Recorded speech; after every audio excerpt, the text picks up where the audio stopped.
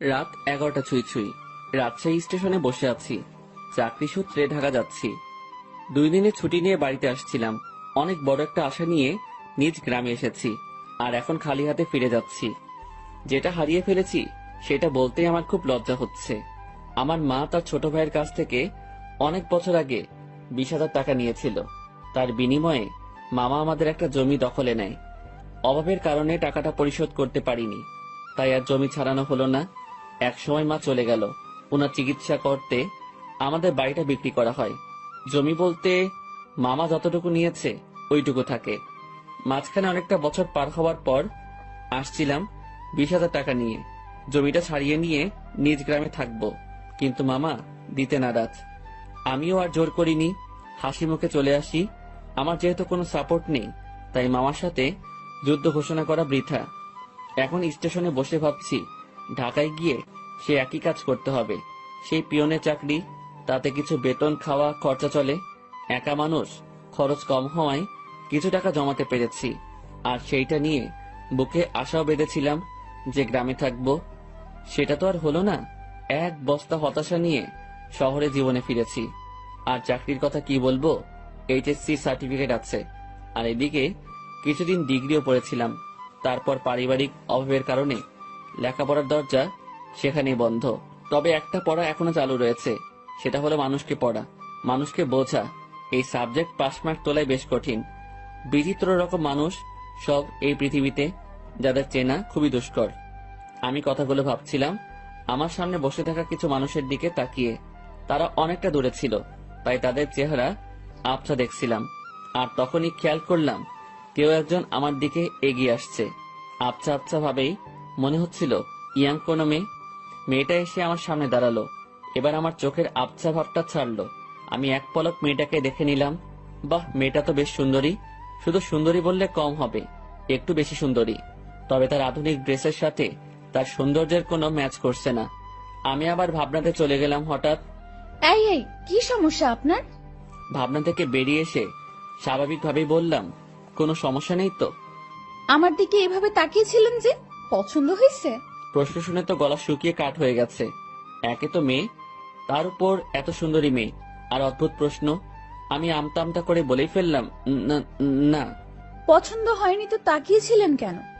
আমার ফেসটা হয়তো ওই দিকে ছিল, কিন্তু দৃষ্টি অন্যদিকে দিয়েছিলাম। না, একা মুখের উপর বলে পছন্দ হয়নি। কি নাম আপনার? শুভ। আমি ইরা। আর আপনাকে চেনা চেনা লাগছে, তাই নামটা জিজ্ঞেস করলাম।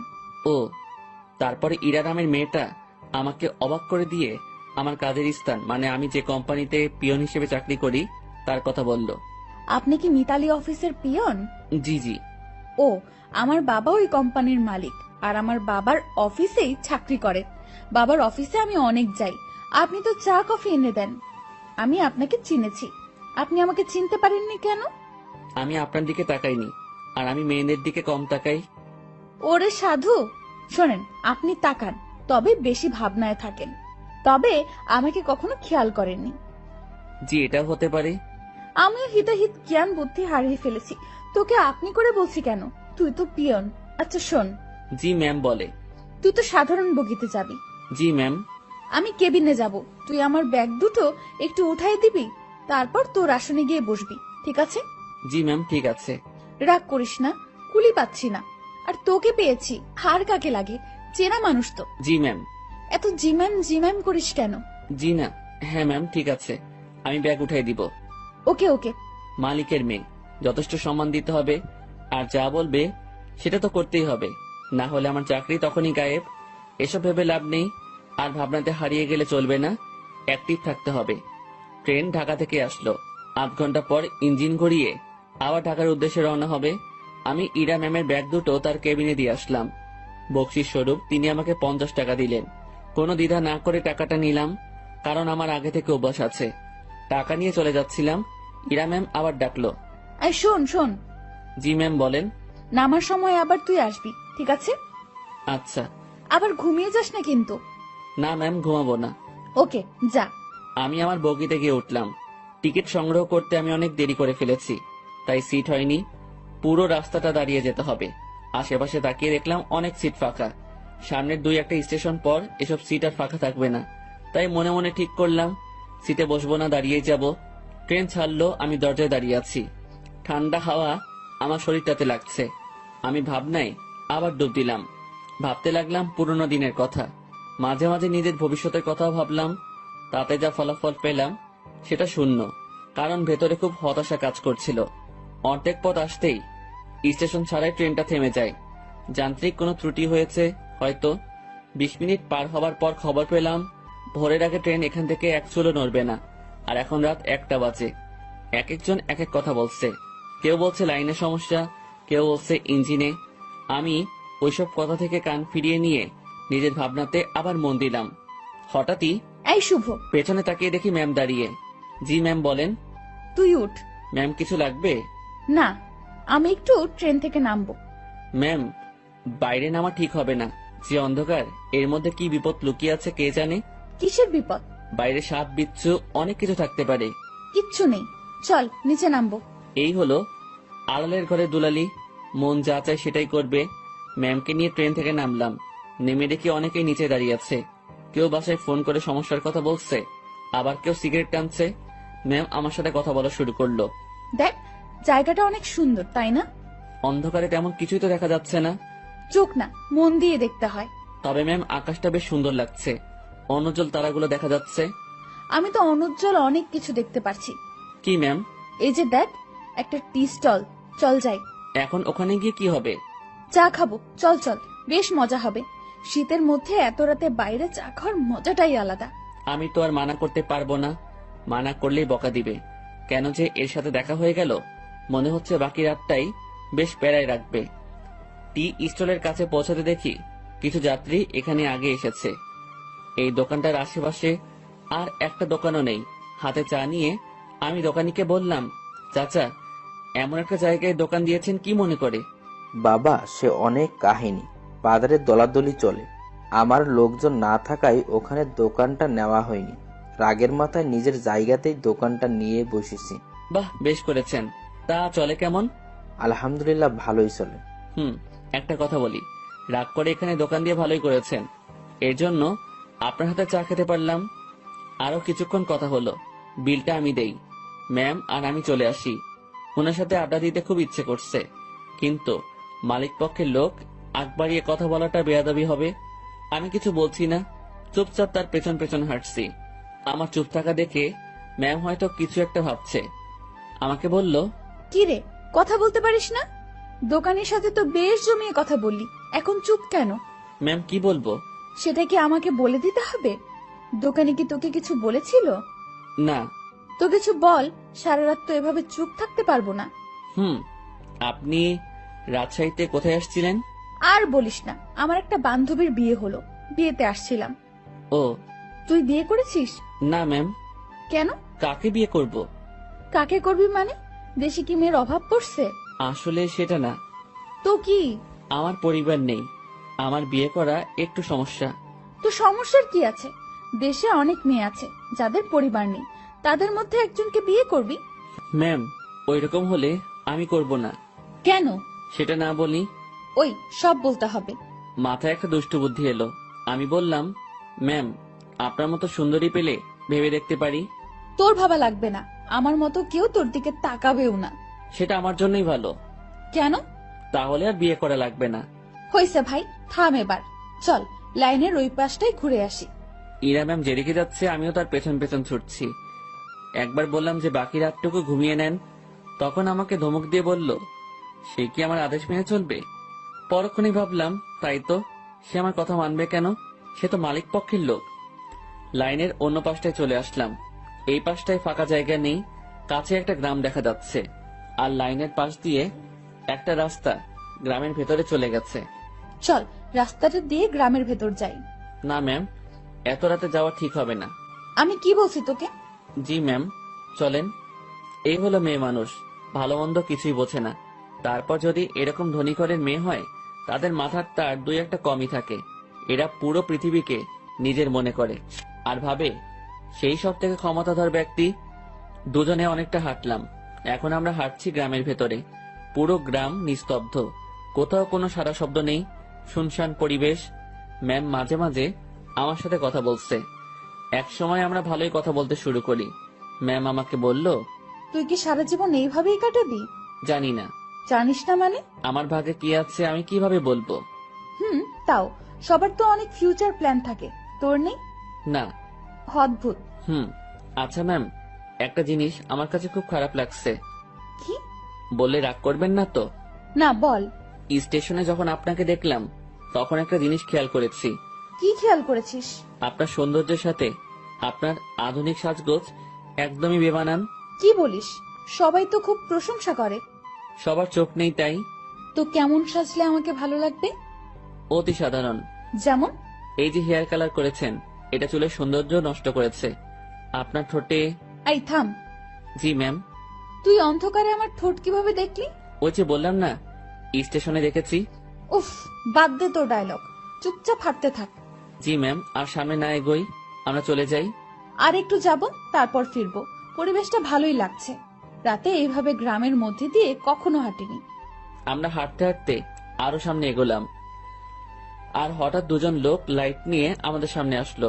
তাদের হাতে মাছ ধরার পলো, মাছ ধরতেই যাচ্ছে মনে হয়। এই তোমরা কারা? এই গ্রামে আগে কখনো দেখিনি তো। ভাই, আমরা আসলে ট্রেনে যান্ত্রিক ত্রুটির কারণে মাঝপথে দাঁড়িয়ে গেছে, আর ট্রেন থেকে নেমে আমরা একটু হাঁটতে আসছি। এই তোমরা থামো, সব বুঝে গেছি সব। চলো আমাদের সাথে। কোথায় যাব? কোনো কথা না, চলো। লোক দুটো আমাদেরকে একটা বাড়ির ভেতর নিয়ে আসলো। আমি মনে মনে আল্লাহ আল্লাহ করছি, কি যে হবে। গ্রামের মানুষ এসব কিছুতে বেশ সিরিয়াস। রাত করে মেয়ে নিয়ে বাইরে দেখলে উল্টাপাল্টা ভাববে। আমাদের বেলায় ঠিক তাই হয়েছে। এরা শুধু আমার দিকে তাকিয়ে বারবার দেখছিল। আমিও মনে মনে বলছি, দেখেন কেমন লাগে। একজন বাড়ির গিন্নিকে ডাকা শুরু করলো। বুঝলাম এটা তার নিজের বাড়ি। লোকটির বয়সে আমাদের তাকিয়ে বলল, এরা কারা? ওরা বাড়ি থেকে পালায় আসছে, ওদের তুমি ঘরে নিয়ে যাও, আমি হুজুরের ডাইকা নিয়ে আসি। ভাই ভাই, হুজুরে ডেকে কি করবেন? বিয়ে করায় দেবো তোমাদের। ভাই ভাই শোনেন, উনি আমার কিছু না, আমরা পালাই আসিনি। উল্টাপাল্টা কথা কইও না, চুপ থাকো। একটা মায়া তোমার সাথে এত রাতে ঘুরে, এর মানে কি আমরা বুঝি না? ভাই ভাই এমন কইরেন না। চান মিয়া, তুমি ওদের ঘরে নিয়ে যাও, আর বউ আমি যাইতেছি হুজুরের ডাকতে। আমাদের কাছে একজনকে রেখে লোকটি অন্ধকারে হাওয়া হয়ে গেল। কিছু একটা ঘটতে চলছে। আমি ইরার দিকে তাকালাম, দেখি সে আমার দিকে তাকিয়ে আছে। মুখটা কাঁচুমাচু করে রেখেছে সে। দুজনে কথা বলতে পারছি না। সময় যাচ্ছে আর লোকজন বাড়তে শুরু করে। আমাদের দুজনকে দুই রুমে রাখা হয়েছে। আমি শুধু আল্লাহ আল্লাহ করছি। ওইদিকে ইরার কি অবস্থা হয়েছে আমি জানি না। কিছু সময় পর হুজুর আসলো। আমি তাকেও বুঝালাম। স্বস্তির কথা হলো সে বুঝেছে। কঠিন একটা সমস্যা থেকে বাঁচলাম। হুজুরটা আমাদের লাইন পর্যন্ত এগিয়ে দিল। তারপর ওয়াও, কি দারুণ অভিজ্ঞতা। ধুর, চুপ করেন তো, এখনই তো একটা ইয়ে হয়ে যেত। ইয়ে মানে কি? আরে বড় বাচ্চা বেঁচে গেছেন। তা তো জানি, তবে দারুণ লাগছে। আপনি থাকেন, যেখানে ইচ্ছা যান, আমাকে ডাকবেন না। আমি ট্রেনে উঠলাম। ওনার সাথে সাথে আর দেখা করলাম না। ফজরের আজান হলো, তার কিছুক্ষণ পর আমাদের ট্রেন আবার যাত্রা শুরু করলো। আমি ঠিক আমার আগের জায়গাটায় দাঁড়িয়ে আছি। ইরা ম্যাম আবার আসলো। তুই ভালোই বদমাইশ তো। কি কি করছি আমি? তুই আমার উপর ছাড়ি দিস, আমার উপর রাগ দেখাস। তো কি করব? আপনার মাথায় কি ব্রেন নামক জিনিসটা আছে? থাকলেও তো মনে হয় কাজ হবে না। এরকম ছেলে মানুষই করেন, কি জন্য বড় হয়েছেন বোঝেন না কিছু। ম্যাম আমার দিকে হা করে তাকিয়ে আছে। আমি জানি কথাটা বলার পর আমার চাকরি থাকবে না। আপনার বাবাকে কিছু বলতে হবে না, আমি অফিস যাব না। ম্যাম কিছুক্ষণ চুপ থেকে বলল, আমি তোকে চাকরি দেইনি, তোর চাকরি আমি কাটবো কেন? এই যে আমাকে বকা দিলি, মনে রাখিস, এর শোধ আমি তুলবো। ইরা রাগ দেখিয়ে তার কেবিনে চলে গেল। ম্যাম যে থ্রেটটা দিল, আমার একটু ভয় লাগলো না। ওনার কথা শুনে মনে হলো কোনো বাচ্চা আমাকে থ্রেট দিয়েছে। ওনার কণ্ঠটা সত্যি অসাধারণ। শুনলে মনে হয় বারবার শুনি। না, আমি আবার ভাবনাতে হারিয়ে যাচ্ছি কেন। যাই, ওনার কেবিনে গিয়ে সরি বলে আসি। না হলে আমার কি করে বসবে আল্লাহ জানে। আমি তার কেবিনের ভিতর ঢুকবো, তখনই কারোর সাথে ধাক্কা লাগলো। তাকিয়ে দেখি ম্যাম। উনি হয়তো বাইরে আসছিলেন। এটা কি হলো? সরি ম্যাম, বুঝতে পারিনি। তুই আমার কেবিনে কি জন্য? সরি বলতে আসছি। সরি বললে তো কাজ হবে না, আমি তোকে মাফ করব না। কিছুক্ষণ তর্ক হলো। আমি তাকে বললাম, আমার উপর কেউ রাগ করে থাকুক সেটা আমি চাই না। আপনার মন যা চায় তাই করেন। কথাটা বলতেই ম্যাম আমাকে অবাক করে আমার গালে দুটো চড় বসিয়ে দিল। এখন বুঝতে পারলাম ম্যাম বেশ রেগে গিয়েছিল আমার উপর। চটা না খেলে হয়তো বুঝতে পারতাম না। আমি তো ভেবেছিলাম অন্য কোনো শাস্তি দিবে হয়তো। চর মারার পর ম্যাম আরো বলল, তুই আমার বেস্ট ফ্রেন্ড হবি? এমন থাপ্পড় খাওয়ার পর এরকম প্রস্তাব পাবো ভাবতেও পারিনি। মনে মনে ভাবছি, আমি তার সাথে কেন বন্ধুত্ব করতে যাব? তার চালচলন আর আমার চালচলন রাত দিন তফাৎ, কিন্তু কথাটা তাকে মুখের উপর মানা করতে পারবো না। যদি আবার কয়েকটা থাপ্পড় দিয়ে দেয়। ভয়ে ভয়ে বললাম, হব। গুড, তুই এখন যা। না, শোন শোন, তোর কন্ট্যাক্ট নাম্বারটা দিয়ে যা, আমি কল করে তোকে ডেকে নেব যে কোনো সময়। ম্যামকে মোবাইল নাম্বারটা দিয়ে আগের জায়গায় ফিরে আসলাম। 8টায় আমাদের গন্তব্যে পৌঁছে গেলাম। ইরা ম্যামের কথা অনুযায়ী তার ব্যাগগুলো নামিয়ে দিলাম। এখন উনি আর আমি স্টেশনের বাইরের রাস্তায় দাঁড়িয়ে আছি। বাসা থেকে ওনার জন্য গাড়ি পাঠানো হয়েছে। গাড়ি জ্যামে পড়েছে, তাই অনেক লেট হচ্ছে। আমার পেটের অবস্থা খারাপ, রাতে কিছু খাওয়া হয়নি, আবার অনেকটা বেলা হয়েছে, পেটে এখনো কিছু পড়েনি। ম্যামের সামনে কিছু বলারও সাহস পাচ্ছি না। কিছু সময় পর উনি আমাকে বললেন, তোর কি ক্ষুধা লাগছে? জি অনেক। তো খেয়ে আয়। আচ্ছা আপনি দাঁড়ান, আমি যাবো আর আসবো।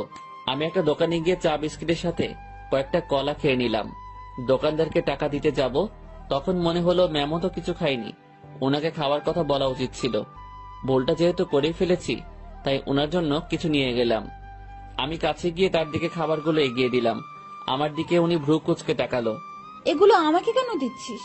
খেয়ে নিন, আপনি তো রাতে কিছু খাননি। তুই কি ভাবিস আমাকে? আমি সকাল সকাল রাস্তায় দাঁড়িয়ে এসব খাবো? এগুলো তোদের মতো লোকজন খাবে। সরি সরি ম্যাম, বুঝতে পারিনি। খাবারগুলো নিজের ব্যাগে ভরে নিলাম। নিজে বাসায় গিয়ে খাবো। ঘন্টাখানেক পর গাড়ি আসলো। ম্যামকে উঠিয়ে দিয়ে আমি আমার বাসায় চলে গেলাম। আমার হাতে শুধু আজকের দিনটাই ছুটি আছে, আগামীকাল থেকে ডিউটি। বাসায় এসে সব ঠিকঠাক করে নিলাম। দিনের বাকি সময়টুকু আর বাইরে বের হলাম না। এই শহরের গাড়িগুলোর হর্ন আমার ভালো লাগে না। প্রচন্ড বিরক্তিকর একটা জিনিস, শুনলেই মাথা ব্যথা শুরু হয়ে যায়। রুমের জানালা খুলে দিয়ে আকাশের দিকে তাকিয়ে থাকি। গতকাল রাতের ঘটনাটা ভাবতে থাকি। কাল যদি বিয়েটা হয়ে যেত, আজ আমি মামা শ্বশুর বাড়ি থাকতাম, মানে জেলে। কি বাঁচাটাই না বাঁচলাম। সন্ধ্যার একটু আগ দিয়ে ইরার কল পেলাম। উনি আমাকে তাদের অফিসের সামনে যেতে বলেছে। গত রাতে ফ্রেন্ড হয়েছি, কথা রাখতে অবশ্যই যেতে হবে। কথাই আছে, ফ্রেন্ডের কাছে কোনো বাহানা চলে না। আমিও তাই কোনো বাহানা বা ব্যস্ততা দেখালাম না। বাইরে যাচ্ছি ওনার সাথে দেখা করতে, তাই একটু সাজতে হবে। ব্যাগ থেকে নতুন একটা ফুল হাতা গেঞ্জি বের করলাম। একটু স্মার্ট সাজার জন্যই। সুন্দরীদের সামনে তো আর এমনি এমনি যাওয়া যায় না। এই প্রথম কাউকে উদ্দেশ্য করে সাজগোজ করছি। মনের মধ্যে কেমন যেন খটকা লাগছিল। এখন খটকা দেখার সময় নেই। চটপট রেডি হয়ে আমার অফিসের সামনে গেলাম। ম্যামকে গিয়ে ঠিক সেখানেই পেলাম। উনি তার গাড়ির সাথে হেলান দিয়ে দাঁড়িয়ে আছে। আমি তার সামনে গিয়ে ম্যামকে ডেকে সালাম দিলাম। উনি উত্তর দিলেন আর সাথে সাথে বললেন, গাড়ির পেছনে বসে যা। কোথায় যাবেন?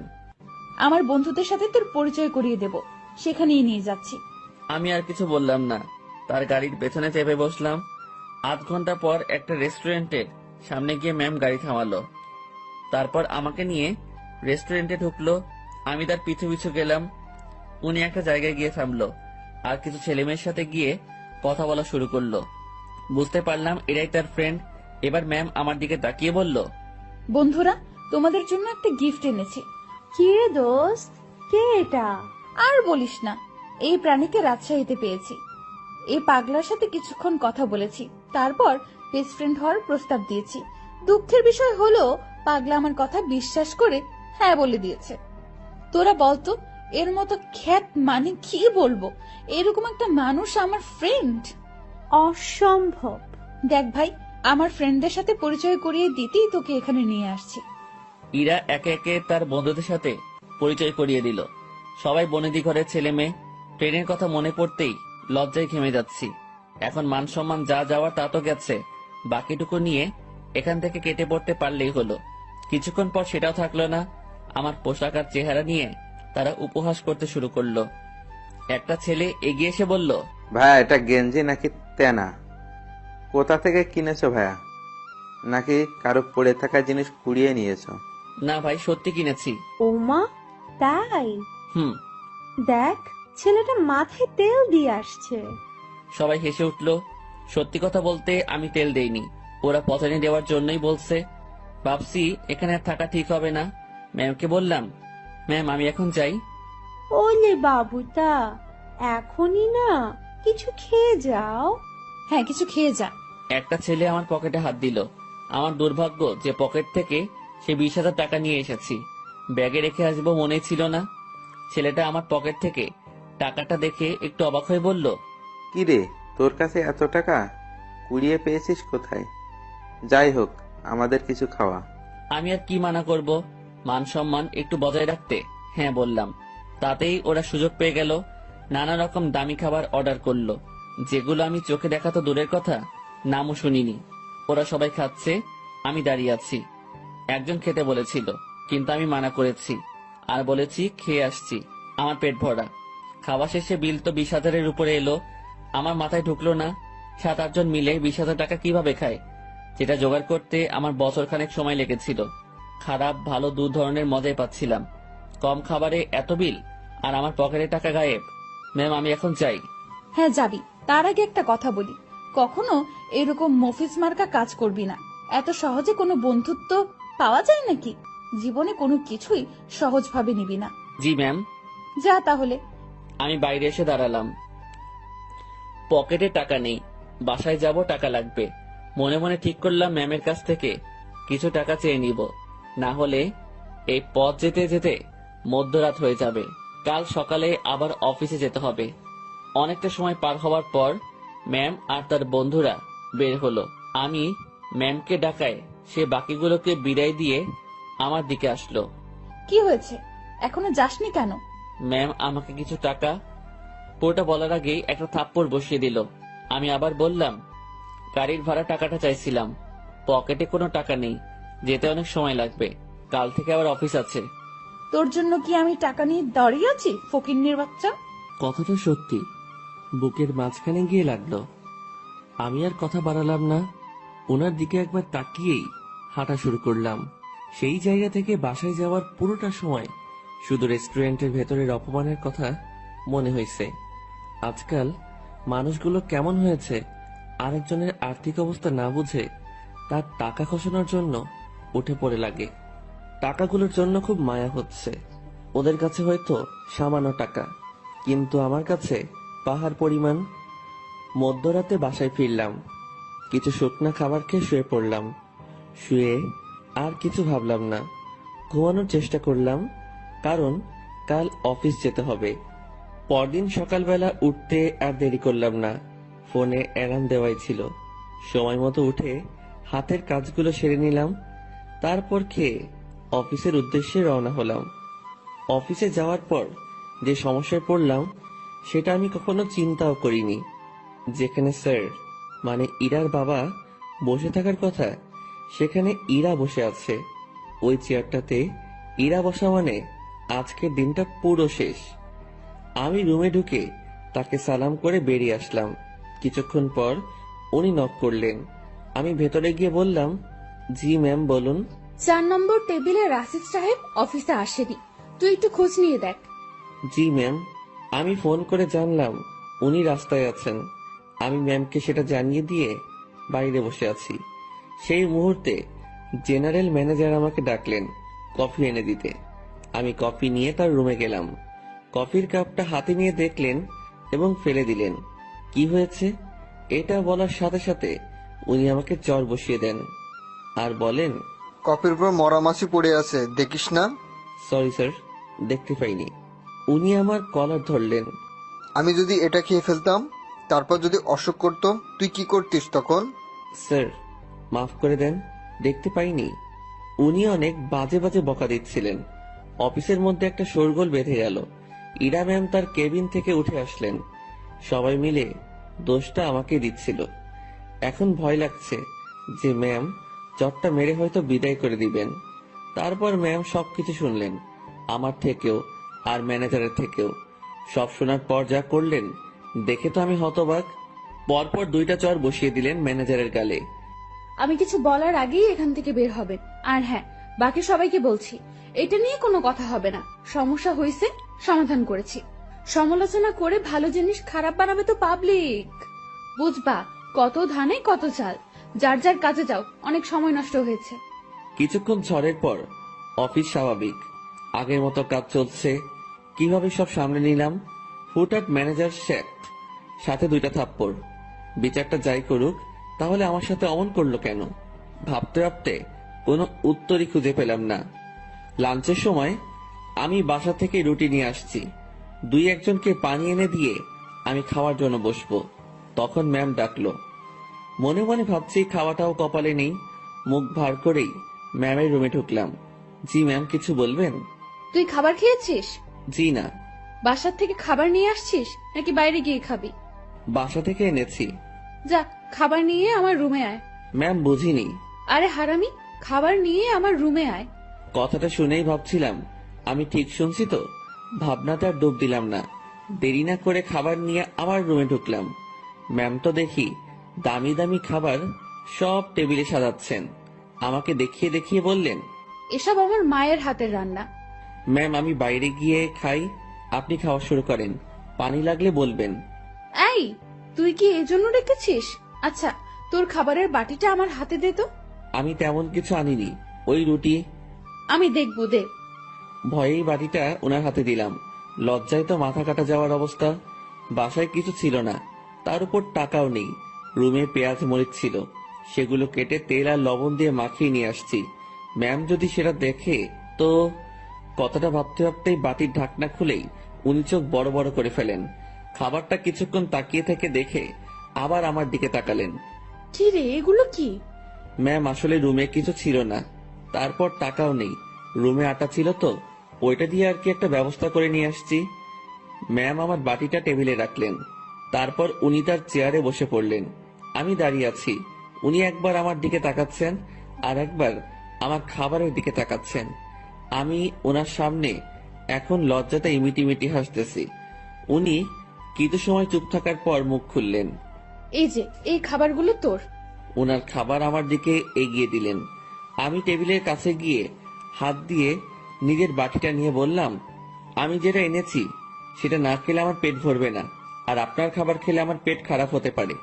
এত ভালো জিনিস কখনো খাওয়া হয়নি তো, পেট খাবারটা সহ্য করতে নাও পারে। গতকালের রাতটা একটু দেখিয়ে রুম থেকে বেরিয়ে আসলাম। নিজের খাবার খেয়ে আমার কাজে মনোযোগ। কার কি লাগছে, কে কি চাচ্ছে, সব দেখাশোনা করছি। দুপুরের পর ম্যাম আমাকে আর ডাকেননি।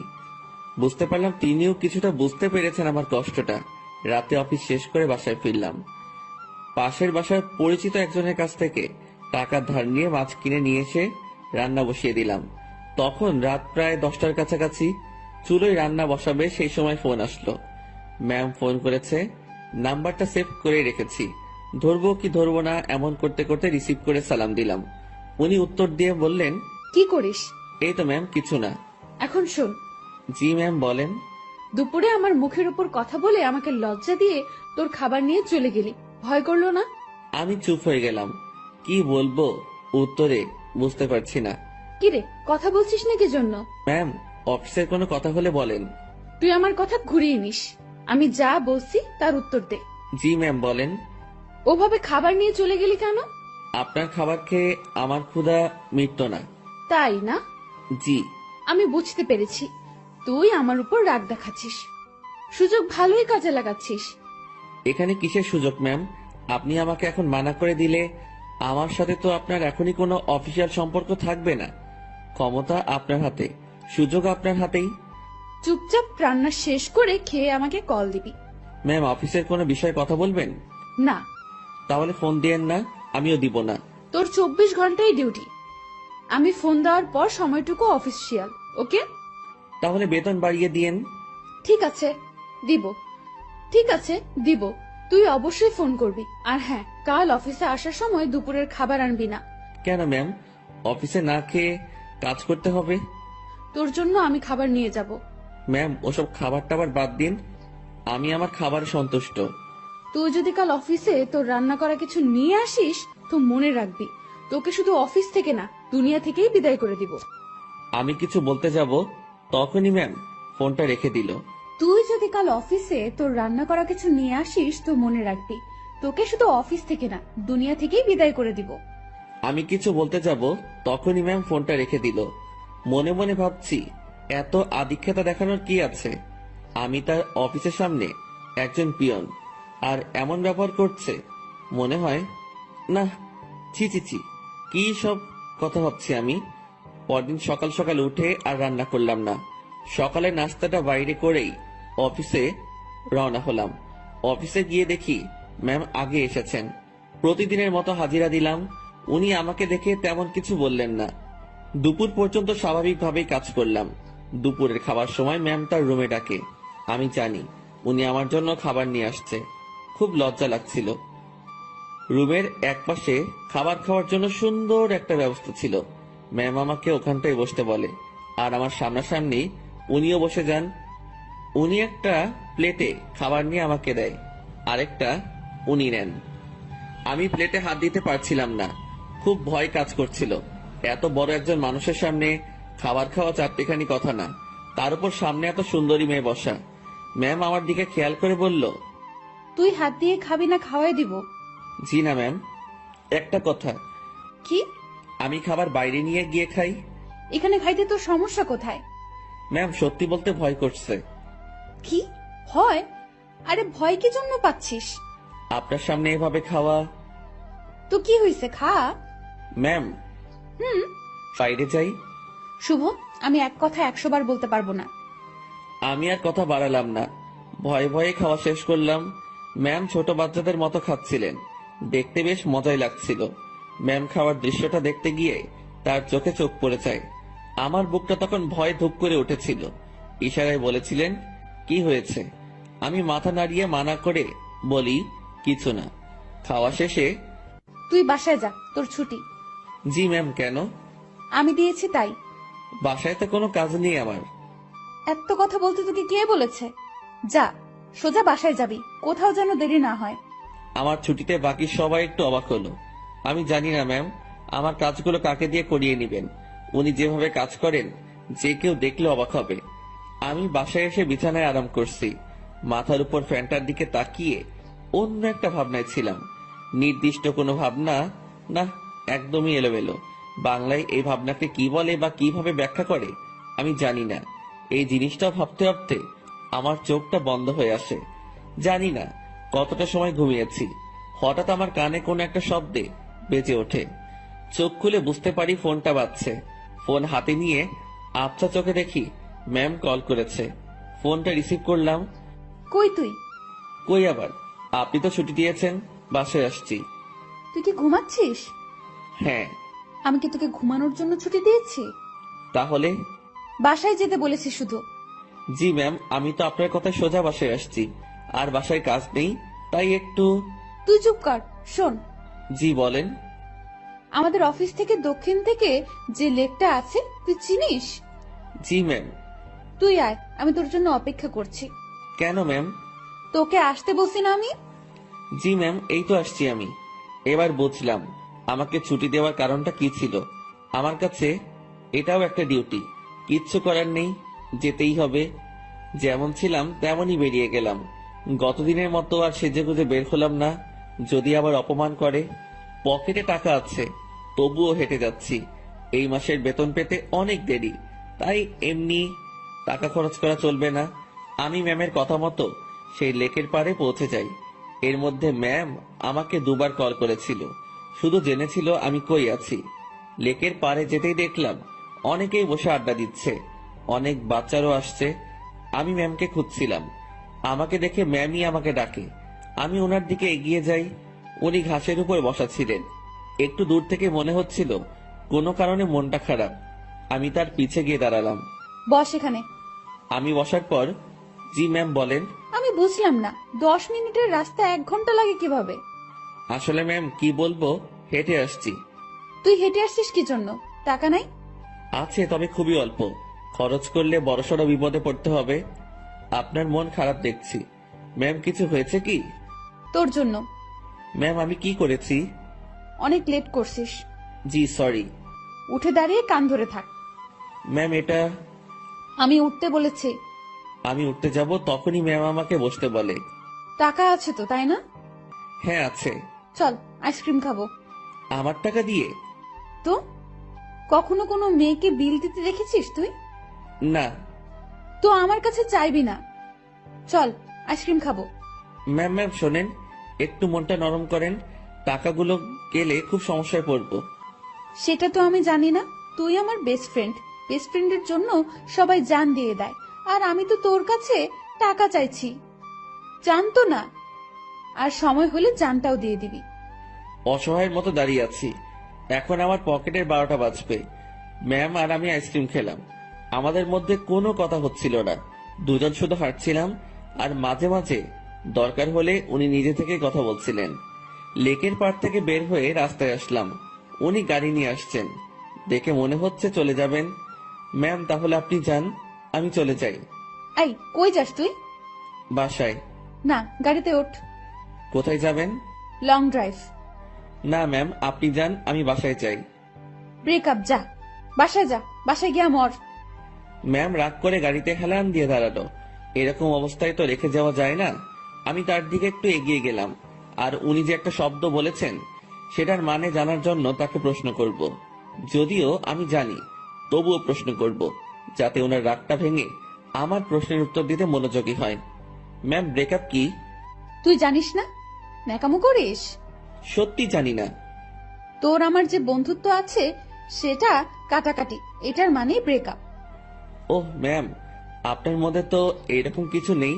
শুভ, আমি তোকে বলছি না তুই আমার বেস্ট ফ্রেন্ড? আপনি তো বলেছেন যে এটা মিথ্যা ছিল। গাড়িতে ওঠ, সব বলছি। কথা বাড়ালাম না। গাড়ির পেছনে দরজা খুলতে যাব, তখনই ওই হাদারাম, কি করিস? বসবো না। সামনে। পেছনে কেন? সামনে। হ্যাঁ রে গাধা, ওঠ। গাড়িতে উঠলাম। ম্যাম ড্রাইভিং সিটে আর আমি তার পাশে। সন্ধ্যা হয়ে আসছে। ম্যাম এবার আমার সাথে বেশ ফ্রি ভাবে কথা বলা শুরু করলো। আমি কিন্তু কুমিল্লা যাচ্ছি। এত দূর কেন? আরে লং ড্রাইভ তো, আর রাগ ভাঙাতে সময় লাগবে। কিসের রাগ? তুই আমার উপর রেগে আছিস, আমি জানি। আমি আপনার উপর কি জন্য রাগ করব? ওই যে রেস্টুরেন্টে সেই ঘটনার জন্য। না ম্যাম, কি যে বলেন। ওই দিন আপনারও মজা করেছেন, আমিও মজা পেয়েছি। ওরে শুভ, আমাকে কি বাচ্চা মনে হয় আপনার? এত বড় একটা প্রতিষ্ঠান চালাচ্ছি, আমার মাথায় কি এতটুকু বুদ্ধি নেই যে কোনটা সত্যি আর কোনটা মিথ্যা আমি বুঝবো না? না, বুদ্ধি তো আপনার অনেক আছে। হইছে, শোন আমি কি বলি। বলেন। রাতে কি খাবি বল? সন্ধ্যায় তো অনেক কিছু খেলাম, রাতে আর কি খাবো? না, তাও কিছু শুকনো খাবার নেই, আর দুটো পিৎজা। আপনার ইচ্ছা। ম্যাম ভয় করছে আমার। কেন? আপনার বাবা যদি জানে অফিসের পিয়নকে নিয়ে ঘুরতে বের হইছেন। কিভাবে জানবে? আমি তো বলবো না। আমি যে অফিসে যাব না সেটা তো জানতে পারবে। সেটা আমি দেখে নিব, তোর এত চিন্তা নেই। এখন বল আমাকে মাফ করেছিস কিনা। আপনি তো দোষ করেননি। তোকে যে কি করব আমি, দেখ। আর রাগ করে থাকিস না, ভুল করে ফেলেছি। আমি রাগ করিনি তো। আমি তোর চোখে মুখে রাগ দেখতেছি। আচ্ছা, রাগ নেই আমার উপর, সত্যি তো? হ্যাঁ সত্যি। সত্য নাকি মিথ্যা সব টের পাবো। আমি যা বলবো সেটা যদি না করিস তাহলেই বুঝবো তুই এখনো রেগে আছিস। না, কি যে বলেন, আপনার তো সব কথাই শুনি। কত যে শুনিস আমার জানা আছে। মাঝপথে আমরা গাড়ি থেকে নেমে কিছু খাবার নিলাম। দুজন বেশ কথা বলতে বলতে যাচ্ছি। ইরা ম্যাম গাড়িটা এখন বেশ ধীর গতিতে চালাচ্ছেন। আজ বেশ কুয়াশাও পড়েছে। এই চল, বাইরে কুয়াশার বৃষ্টিতে ভিজি। এই না, এটা করবেন না। বাইরে গেলে বিপদ। সেদিনের মতো হলে অবস্থা খারাপ হয়ে যাবে। যাব না তো, তোর কেয়ারিংটা আমার খুব ভালো লাগে, সেটা পাওয়ার জন্যই কথাটা বললাম। তুই কাউকে ভালোবাসিস নাই? কোন ভালোবাসা? মানে পছন্দের মানুষ বিয়ে টিয়ে করার ইচ্ছা এমন? এর আগেও তো বলেছি ওই রকম কেউ নেই। কাউকে দেখে পছন্দ হয় না? না, প্রায় সবার মধ্যেই ভেজাল আছে। ভেজাল মানে? মানে আর কি, এখন তো প্রেমের বাজার চলে। বাজারটা বেশ গরম। এক একজন 10-12টা প্রেম করে, তার উপর ওয়েটিং এ রাখে। তুই জানিস কিভাবে? চোখ খোলা রাখলে সবই টের পাওয়া যায়। ম্যাম আপনার নেই কি পছন্দের মানুষ? না রে, এসব পছন্দ টছন্দ আমার হয় না। আমাকে যে বুঝতে পারে তাকেই আমার পছন্দ। ও, আপনার বাবা আপনাকে বিয়ে দিবে না? কি সব প্রশ্ন যে করিস! বিয়ে দিবে না কেন? অবশ্যই দিবে। তাদের পছন্দেই বিয়ে করবেন। হ্যাঁ, এটাই তো স্বাভাবিক। হঠাৎ করে এই মাঝ রাস্তায় জ্যাম পড়ে যায়। কুয়াশা বেশি হওয়ায় সব গাড়ি চলাচল বন্ধ করে দেওয়া হয়েছে। ম্যাম গাড়ির হেডলাইটটা অফ করলো, তারপর কোথা থেকে যেন একটা চাদর বের করলো। আপনি কি এখন ঘুমাবেন? না, শীত করতেছে প্রচুর, গায়ের উপর দিয়ে রাখি। আমি বাইরে তাকালাম, কুয়াশায় কিচ্ছু দেখা যাচ্ছে না, তবুও তাকিয়ে আছি ম্যামের দিকে। তো আর তাকিয়ে থাকা যায় না, তার দিকে তাকালে চোখ ফেরানো যায় না, সেই জন্য তাকানোটাই বিপদ। কি রে, তুই এরকম চুপচাপ থাকবি? আমি আসলে তাকিয়ে থাকতে চাইনি, ভাবনার কথা বাস্তবে ভুলে বলে ফেললাম। কি তাকিয়ে থাকতে চাস মানে? না ম্যাম, মানে ওই যে আমার খুব শীত করতেছে, কথা থেকে বাঁচার জন্য বললাম। আগে বলবি না? আয় চাদরের মধ্যে। মনে মনে ভাবছি আরেক বিপদ। কি হলো, আয়। না ম্যাম, ঠিক আছে, শীত কমে গেছে। ভয় পাচ্ছিস তাই না? ভয় নেই, কাছে আয়। আরে খুব কাছে না, চাদরটা বড়, তুই একটু কাছে আসলেই হয়ে যাবে। একটু কাছে গেলাম, ম্যাম আমাকে চাদরের একটা মুড়ি দিল। আমি সেটা আমার পাশে ঘিরে পিঠের সাথে লাগিয়ে নিলাম। এবার আমি কাঁপতেছি, তবে সেটা শীতে না, ভয়ে। কাঁপুনি রেখে ম্যাম বলল, ওরে আল্লাহ, তোর এত শীত করতেছে। এখন ঠিক হয়ে যাবে। আমি জানি ঠিক হবে না। কথাটা বলে ম্যাম আমার খুব কাছে আসলো, তবে তার শরীরের সাথে কোনো স্পর্শ লাগেনি। অনেক চেষ্টা করে নিজের কাঁপুনি থামালাম। ম্যামের চোখে ঘুম ঘুম ভাব এসে গেছে। ম্যাম, আপনি তো ঘুমাচ্ছেন। কই না তো। আপনার কি খুব ঘুম পাচ্ছে? অনেক। ম্যাম ধীরে ধীরে বেশ সুন্দরী হয়ে উঠছে। শুনেছি সুন্দরী মেয়ে ঘুমালে আরো বেশি সুন্দরী লাগে। আজ সেটা সামনে থেকে দেখলাম। আমি যদি ওনার বর হতাম, এখন কাছে নিয়ে বুকের মধ্যে রাখতাম। পরক্ষণে মনে পড়ল, কি সব ভাবছি আমি। ছি ছি ছি, এসব কি আসছে মাথায়। ম্যাম ঘুমে আর ঠিক থাকতে পারে না, আমার খুব কাছে আসে, আমার কাঁধের উপর তার মাথা রাখার চেষ্টা করছে। এবার সব ভুলে যাই আমি, নিজে থেকে তার দিকে এগিয়ে যাই, আর উনি তার মাথা আমার কাঁধের উপর রাখে। বুকের মধ্যে হাতুড়ি পেটা হচ্ছে। ওনার নিঃশ্বাস আমার টি শার্টে লাগার পরপরই আমার কেমন যেন একটা অনুভূতি কাজ করছে। না পারছিলাম তখন বুঝতে, না পারছিলাম ভাবতে। কিছুক্ষণ ঘুমানোর পর ম্যাম জাগ না পায়, আমি জেগেই আছি। একটুর জন্য চোখ বন্ধ করিনি। ম্যাম উঠে দেখলো সে আমার কাঁধে মাথা রেখে শুয়ে আছে। ঘাটটা দ্রুত উঠিয়ে দিয়ে বলল, সরি, আমি ঘুমের মধ্যে।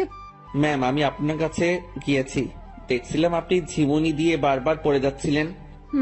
ম্যাম লজ্জা পেয়েছে, লজ্জা মাখা মুখ নিয়ে বলল, রাত অনেক হয়েছে, এখন যা এনেছি সব খেয়ে নেই। জি ম্যাম, আপনার ইচ্ছে। তুই সব আমার উপর নির্ভর করিস কি জন্য? নিজে কিছু বলতে পারিস না? জি ম্যাম, এখনই খাবো।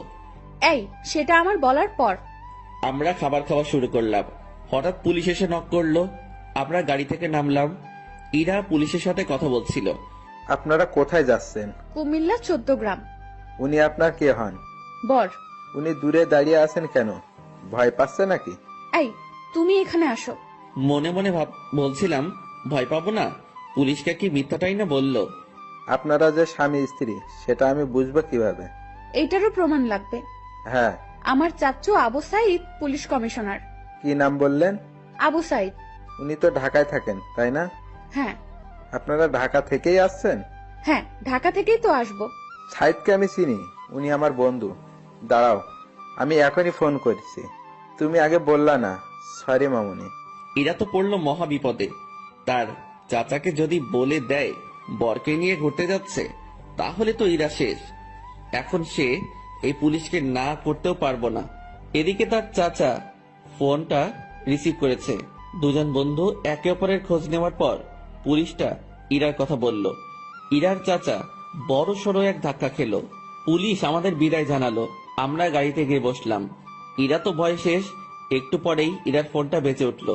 তার চাচা কল করেছে। ইরা ফোনটা রিসিভ করলো। তুমি কোথায় আছো, কিভাবে আছো, কার সাথে আছো আমি জানতে চাচ্ছি না। যার সাথে থাকো না কেন তাকে কাল আমাদের বাসায় নিয়ে আসো, ঠিক আছে? জি চাচু। ওকে। ইরার চাচা ফোন রেখে দেয়। ইরা আমাকে বলতে শুরু করলো, এখন কি হবে? আপনারই তো দোষ, আপনি মিথ্যা বলতে গেলেন কেন? সত্যি বললে যদি সমস্যা করতো তাই। আর আমি আগে থেকেই ভেবে রেখেছি কথা সমস্যা হলে এগুলো বলবো। কিন্তু এই হারামি পুলিশটা যে চাচার বন্ধু কে জানতো? আচ্ছা, টেনশন করেন না, বাসায় গিয়ে সত্যি কথাটা বলে দিবেন, হয়ে যাবে। ভয়টা আমাকে নিয়ে না, তোকে নিয়ে। কেন? জানি না কি হবে।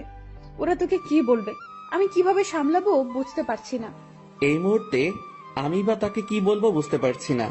ভাবছি এর সাথে থাকলেই সমস্যায় পড়তে হয়। ম্যাম বেশ টেনশনে পড়ে গেছে, একবার আমার দিকে তাকাচ্ছে, আরেকবার বাইরে। ম্যামের অবস্থা দেখে বেশ মায়াই হচ্ছিল। মিথ্যা বলে উনি বড় ফাঁসা ফেসে গেছেন। তার টেনশন কমানোর জন্য আমি তাকে ডেকে বললাম, ম্যাম। বল। আমি বলি কি, এত টেনশন করে লাভ নেই, যা হবার হবে। আর সত্যিটা বললে হয়তো উনারা বুঝতে পারবে। সত্যিটাই বা কিভাবে বলবো? আমার তো তাদের সামনে কথা বলতে ভয় হাত পা কাঁপবে। আচ্ছা ম্যাম, ওনাদের সাথে আমি কথা বলবো। আরে তোর সাথে ওনারা কথাই বলবে না। সেটা দেখা যাবে, আগে তো বাসায় যাই। রাতটা কাটলো জেগে জেগেই। রাতের শেষ ভাগে যানজট কেটে গেল। আমরা ঢাকায় ফিরলাম আর সোজা ম্যামের বাসার সামনে পৌঁছে গেলাম। ম্যাম আমাকে বাইরে রেখে ভেতরে গেলেন। ভেতরে তার সাথে কি হচ্ছিল সেটা আমার কাছে অজানা। হয়তো তাকে বকা দিচ্ছে। কিছু সময় পর ম্যামের সাথে পুরো পরিবার আসলো। আমি তো দেখেই ভয়ে শেষ। ম্যামের বাবাকে দেখে আরো ভয় লাগছিল, কারণ উনি তো আমাকে চেনেন। স্যার আমার কাছে এসে বললেন, তুই আমাদের অফিসের পিয়ন তাই না? জি স্যার। আশেপাশে সবাই হেসে উঠল। ইরার চাচা তাকে ডেকে বলল, আরে এত মানুষ থাকতে তুই কিনা একটা পিয়নের সাথে লং ড্রাইভে গিয়েছিলি? ইরা চুপ, কারণ সে এখানে কিছুই বলতে সাহস পাবে না। চুপচাপ থাকতে হবে তাকে। তোকে যেন অফিসে না দেখি, ঠিক আছে? জি স্যার। আমি চলে আসলাম তাদের ওখান থেকে। বাইরে এসে দীর্ঘ একটা নিঃশ্বাস ফেললাম। যাক, তেমন বকা দেয়নি। ম্যামকেও হয়তো কিছু বলেনি। নিজের বাসায় আসলাম। 2 দিন পর খাওয়া দাওয়া বন্ধ হয়ে যাবে। বিছানায় শুয়ে শুয়ে ভাবছি, এখানে না থাকতে পারলে চলে যাব। দিনটা কোনো রকমে পার করলাম। পরদিন ঘুম থেকে জাগনা হয়েছে, কিন্তু বিছানা ছেড়ে উঠতে ইচ্ছা করছে না। মোবাইলটা হাতে নিলাম, দেখি বিকাশ কোম্পানি থেকে মেসেজ। বিরক্তি নিয়ে ফোনটা রেখে দিলাম। শুয়ে শুয়ে টাকার কথা ভাবছি। এমন সময় মনে হলো স্ক্রিনে মনে হয় কিছু দেখছিলাম। ঝটপট মোবাইলটা হাতে নিয়ে দেখি 25,000 টাকা আমার অ্যাকাউন্টে কে যেন পাঠিয়েছে। আর একটা মেসেজ আছে, এটা ম্যামের নম্বর। মেসেজটা সিন করে দেখতে পেলাম উনি শুধু ব্রেকআপ লিখে পাঠিয়েছেন। নিজে নিজে শিওর হলাম টাকাটা উনি পাঠিয়েছেন। হয়তো আমার প্রতি তার দয়া হয়েছে। যাক, আমার একটু ভালোই হলো, কাজ খুঁজতে সুবিধা হবে। ম্যামের সাথে দেখা হলে ধন্যবাদ দিব। আমার রুমের দরজায় কারো নক। আলসিমি ছেড়ে উঠে দরজা খুললাম। বাসার বড় ভাই এসেছে, যার কাছ থেকে আমি টাকা ধার করে এনেছি। ভাই, আমার টাকাটা খুব প্রয়োজন, তুই যেভাবে পারিস টাকাটা দে। ভাই আমি তো বলেছি কয়েকদিন পর দিতে পারবো। না ভাই, আমার খুব দরকার। আচ্ছা আপনি বাসায় যান, আমি টাকা নিয়ে আসছি। দরজা লাগিয়ে দিয়ে ফোনটা হাতে নিব, তখনই আবার দরজায় নক। কেমন যেন খুব রেগে গিয়ে দরজাটা খুলেই বলি, আরে ভাই বললাম তো দিয়ে আসবো। একটু ধমকে সুরে বলেছি। আমার এমন করে বলাটা ভুল হয়েছে, কারণ সামনে ম্যাম দাঁড়িয়ে আছে। এখন কি বলবো, কিভাবে কথা কাটিয়ে নিব, এসব ভাবতে ভাবতে ম্যাম নিজে প্রশ্ন করলো, কি সমস্যা? এত রেগে আছিস কেন? আপনি এখানে? আমি বেশ অবাক, কারণ তাকে এখানে এভাবে কখনো আশা করিনি। আমার সামনে থেকে সর কুত্তা, ভেতরে যাব। আমি সরে দাঁড়াতে উনি ভেতরে ঢুকলেন। তারপর আমার বিছানায় নিজের শরীরটা এলিয়ে দিলেন। ফ্রেশ হয়ে নে। আজকে আবার কোথাও যাবেন নাকি? আরে না, তুই যা, ফ্রেশ হয়ে নে, কথা আছে। আচ্ছা আমি বাইরে থেকে আসছি একটু। ওকে।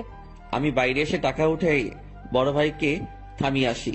উনি যদি আবার আসতেন, আমার রুমে মেয়ে দেখে হয়তো ভিন্ন কিছু ভাবতো। রুমে এসে দেখি ম্যাম ঘুমিয়ে গেছে। আমি ফ্রেশ হয়ে নিলাম। কাজ শেষে উনার দিকে তাকিয়ে ভাবছি, এই মেয়েটার যে কি হয়েছে। উনি চোখ খুলে বললেন, খাওয়া হয়েছে? না। টাকা না পাঠিয়ে দিলাম, এখনো খাসনি কেন? উঠতে তো হবে। যা, বাইরে থেকে খাবার নিয়ে আয়, একসাথে খাবো। ম্যাম, আপনি এই পরিবেশে খেতে পারবেন না। তুই পারলে আমিও পারবো। কথা বাড়িয়ে লাভ নেই, এই মেয়ে আমার কথা শুনবে না। বাইরে গিয়ে টাকা উঠিয়ে ভাইকে দিলাম, আর ম্যামের কথা মতো খাবার নিয়ে আসলাম। খাবারটাও সকাল সকাল বিরিয়ানি। কি নিব ভেবে না পেয়ে এটা নিয়ে ফিরলাম। এসে দেখি ম্যাম আবার বিছানা উঠাচ্ছে। ম্যাম ছি ছি ছি, কি করেন? এবার এটা যদি আপনার পরিবার জানে তো আমাকে মেরেই ফেলবে। ভাই আপনি যান। ও সরি ম্যাম, আপনি চলে যান। চুপ থাক। খাবার এনেছিস? জি। তোর সাথে তো ব্রেকআপ হয়েছে আমার, তাই না? আমি কিভাবে জানবো? ওই যে সকালে মেসেজ করলাম। ওইটা যে আপনি কি জন্য লেখেন আমি জানি না। ব্রেকআপ হয়েছে তাই লিখছি। ও ভালো। আচ্ছা ম্যাম, আপনি খাবার খেয়ে বাসায় চলে যান। আপনার সাথে থেকে আমার চাকরিটা গেছে, জীবনটা যাক এটা আমি চাই না। চাকরি গেছে তো কি হয়েছে? আপনাকে তো বেতন দেওয়া হয়েছে। এত টাকা কেন দিয়েছেন? 20,000 তোর, আর বাকি টাকা তোর বেতন। যদিও কিছু টাকা আছে, সেটা মাস শেষে দিয়ে দিব। কাজ না করে টাকা আমি নিব না। কাজ তো তোকে দিবই, কি কাজ? আমার সাথে সময় কাটানো। আমাকে তো পাইছেন। মানে কি? মানে বোঝেন না? আমি কি আপনার ওই বিএফ যে এইভাবে সময় দিব? তুই আমার মুখের উপরে কথা বলিস?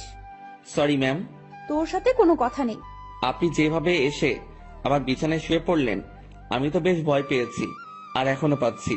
এটা যদি আপনার বাসার কেউ জানতে পারে, তো আমাকে এখান থেকে পালাতে হবে। তুই পালিয়ে যাবি তাই না? তো পালাবো না? আমার কি জানের ভয় নেই? কে মারবে তোকে? আপনার পরিবারের সবাই মিলেই মারবে। ভালো তো, মায়ের খাবি। আপনাদের মাইর দিতে ভালোই লাগে না। আমার এখানে থাকলে চলবে না, এই শহর ছাড়তে হবে। কি বললি? ম্যাম বসা থেকে উঠে দাঁড়ালো। আপনার টর্চারে এখান থেকে পালাতে হবে। ও তাই? হুম। এখান থেকে যেন পালাতে না পারিস, সেই ব্যবস্থা তো করতেই হয়। ম্যাম আমার দিকে এগিয়ে আসছে, একটু ভয় পেয়ে বললাম, মারবেন নাকি? না, অন্য কিছু করব। আপনি এভাবে তাকিয়ে আছেন কেন? আমার ভয় করে। এমনিতে কিন্তু কালকের ভয়ে এখনো ধুকধুক করে উঠে, তার উপর আপনার এরকম চাহনি। আমার চোখে তুই ভয় দেখতে পাস? হ্যাঁ। ওকে, দেখাচ্ছি ভয়। ম্যাম আমার দিকে এগোচ্ছে, আর আমি পেছনের দিকে যাচ্ছি। একসময় আমার পিঠ দরজায় লেগে যায়। ম্যামও আমার খুব কাছে চলে আসে। তার শরীর থেকে সুগন্ধি আসছে। নিশ্চয়ই দামি পারফিউম ব্যবহার করেন। সবকিছু মিলিয়ে নেশা ধরিয়ে দেওয়ার মতো একটা সুবাস। আমার বুকের ভেতরের অবস্থা খারাপ। ম্যাম যে কি করবে এখন তার কিছুই টের পাচ্ছি না। আমি তার চোখের দিকে তাকিয়ে দেখি তার চোখ হাসছে। না, আমি তার চোখের ভাষা কবে থেকে বোঝা শুরু করলাম। চোখ সরিয়ে নিলাম। ওই আমার দিকে তাকা। আবার তাকালাম। উপায় নেই, তাকাতেই হবে। এইভাবেই তাকিয়ে থাক। চোখ দিয়ে পানি বের হবে। হোক। আমার খুব লজ্জা লাগছে। এতটা কাছে আসলেন কেন? তুই পালিয়ে যেতে পারিস, তাই একটু আটকানোর চেষ্টা। জানি না এরপর থাকবি কিনা, চেষ্টা করে দেখতে সমস্যা কি? কি চেষ্টা করবেন? ইরা ম্যাম আমার নাকের সাথে নাক লাগালো। উনি মিটিমিটি হাসতেছেন। ওই অবস্থাতেই তিনি কথা বলা শুরু করলেন। মুভিতে তোর জায়গায় আমি থাকতাম, আর আমার জায়গায় তুই, কিন্তু এখানে ঠিক উল্টোটা হচ্ছে। আমি আর চোখ খুলে রাখতে পারলাম না, বন্ধ করে ফেললাম। চোখ খুলে রাখার শক্তি আমার নেই। আহারে আমার বেষ্টু। কথাটা বলে উনি আমার নাকে তার নাক ঘষা শুরু করলো। ম্যাম, একটু সরে দাঁড়ান। আগে বল পালাবি না? পালাবো না। প্রমিস কর। প্রমিস, পালাবো না। এভাবে হবে না। তাহলে? ইরা তার জামাটা সরিয়ে বলল, নাভি টাচ করে বলতে হবে। ওনার নাভি দেখেই আমি চোখ সরিয়ে ফেলি। অসম্ভব সুন্দর একটা জিনিস দেখলাম। চোখটা বারবার সেই দিকে তাকাতে চাইছিল। কোন রকম অন্যদিকে তাকিয়ে আছি। এই নে, এটা টাচ করে প্রমিস কর। ওইখানে টাচ করে শুধু শুধু? আমি তো বললাম প্রমিস। আমি বিশ্বাস করি না। ম্যাম, ওখানে আমি হাত দিতে পারবো না, যত যাই বলেন। কেন? আপনার যে বর হবে সে দিবে। আচ্ছা, তুই আমার হবু বর, এখন নে টাচ কর। চিচি ম্যাম, কি বলেন? এক আদেশ এতবার দিতে পারবো না, কিন্তু আমি তোরে দিতে বলছি না। আমার লজ্জা করে। তোর লজ্জার আমি রাগাবিরা বলে দিলাম। ম্যামের মাথা পুরো গেছে মনে হয়, না করে এসব কথা বলছে তাও আমাকে। ওনাকে জিজ্ঞেস করা ছাড়া কোনো উপায় নেই। ম্যাম এমন করতেছেন কেন? আমার গালে এক থাপ্পড় দিয়ে বলল, আমি যেটা বলি সেটা না করে তুই আমাকে উল্টো প্রশ্ন করতেছিস। তাহলে কি ধরবো? তো ভাবছি মায়ের খাবার থেকে ধরাই ভালো। আর সত্যি কথা বলতে, দেখার পর আমি লোভ সামলাতে পারছি না। আমি ওনার নাভির উপর জাস্ট হাতটা রাখলাম। উনি একবার চোখ বন্ধ করে আবার চোখ খুললেন। চুপ কেন? কথা দিলাম যাব না। গুড, এখন হাত সরিয়ে নে। ও সরি ম্যাম, আমার থেকে দূরে গেল, আমি বাঁচলাম। উনি আবার বলতে শুরু করলেন, বাবাকে চ্যালেঞ্জ করে আসছি, তোকেই বিয়ে করব আমি। ও আল্লাহ, না ম্যাম, এটা কি বলছেন আপনি? তুই বুঝবি না, আমি তোকে টাকা দেওয়ার পরেই ঝগড়াটা লাগছে। আমাকে নিয়ে পরিবারের সাথে ঝগড়া করতে গেছেন কেন?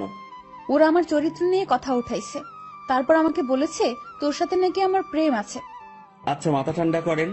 হ্যাঁ, তোকে আমাদের বাসায় নিয়ে গেলে আমার মাথা ঠান্ডা হবে। ও আল্লাহ, এবার আমি শেষ। ম্যাম কি বলেন এগুলা? আমি কেন? ঝগড়ার সময় বলেছি আমি তোকে ভালোবাসি, তোকেই বিয়ে করব, আর তুই আমাদের বাসায়ই থাকবি।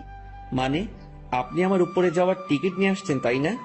জানি না, ব্যাগপত্র গুছিয়ে নে আর আমার সাথে চল। এইমাত্র বললেন জাস্ট না পালালেই হবে, এখন আবার বলছেন আপনাদের বাসায় নিয়ে যাবেন। দেখে নিলাম তুই আমার উপর কতটা দুর্বল আর কতটা ভালোবাসিস। না, আপনি কি যে বলেন, আমি আপনাকে।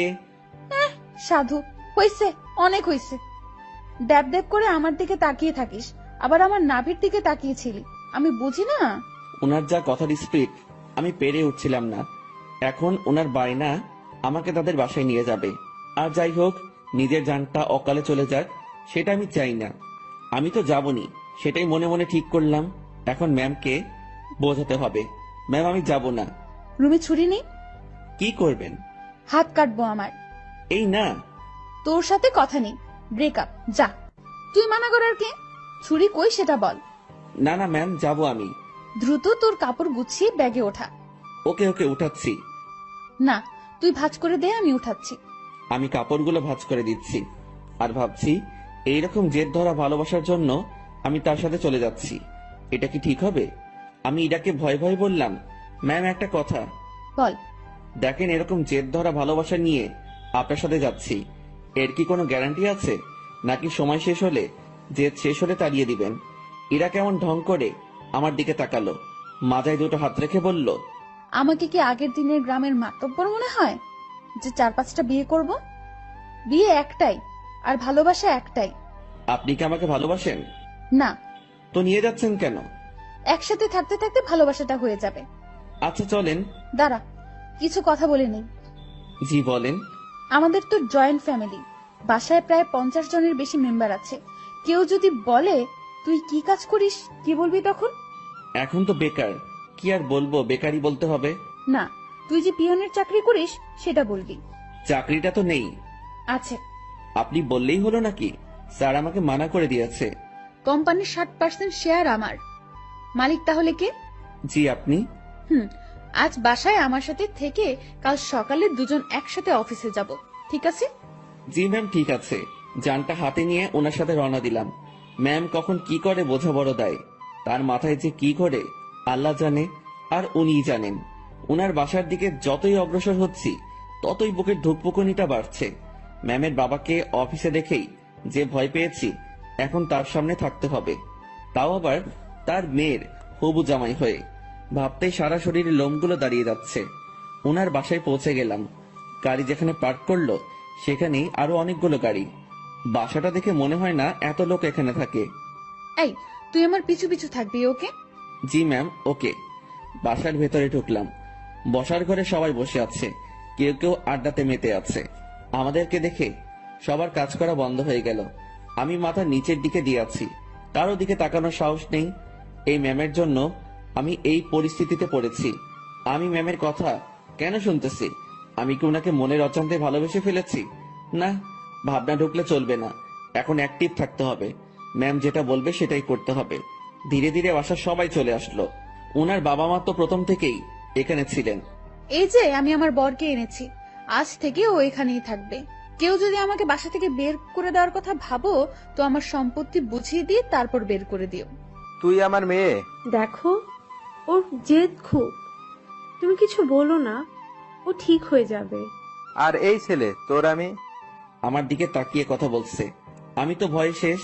ইরা, মা, তুই ওকে নিয়ে উপরে যা। ম্যাম আমাকে নিয়ে তার রুমে আসলো। অমায়িক সব সাজগোজ, রুমটা এত সুন্দর যে যেদিকে তাকাচ্ছি অবাক হচ্ছি। আমি তো রুম দেখাতে ব্যস্ত। ম্যাম তখন আমাকে বললেন, তুই বিছানায় উঠে থাক, আমি আসছি। ম্যাম কই যান আপনি? নিচে। আমার ভয় করে কেউ এসে আমাকে মেরে ফেলবে। আরে পাগলা, কে মারবে? আপনার ওই পুলিশ চাচা। উনি বাসায় নেই, আর আমি নিচে যাব আর আসবো। আচ্ছা। ইরা চলে যাওয়ার পর রুমটা ভালোভাবে দেখছিলাম। দেখতে দেখতে বিছানায় বসে পড়লাম। বিছানাটাও বেশ নরম। বসার সাথে সাথে কেমন যেন একটা নরম তুলতুলে ভাব। হঠাৎ ইরার মা রুমে প্রবেশ করলেন।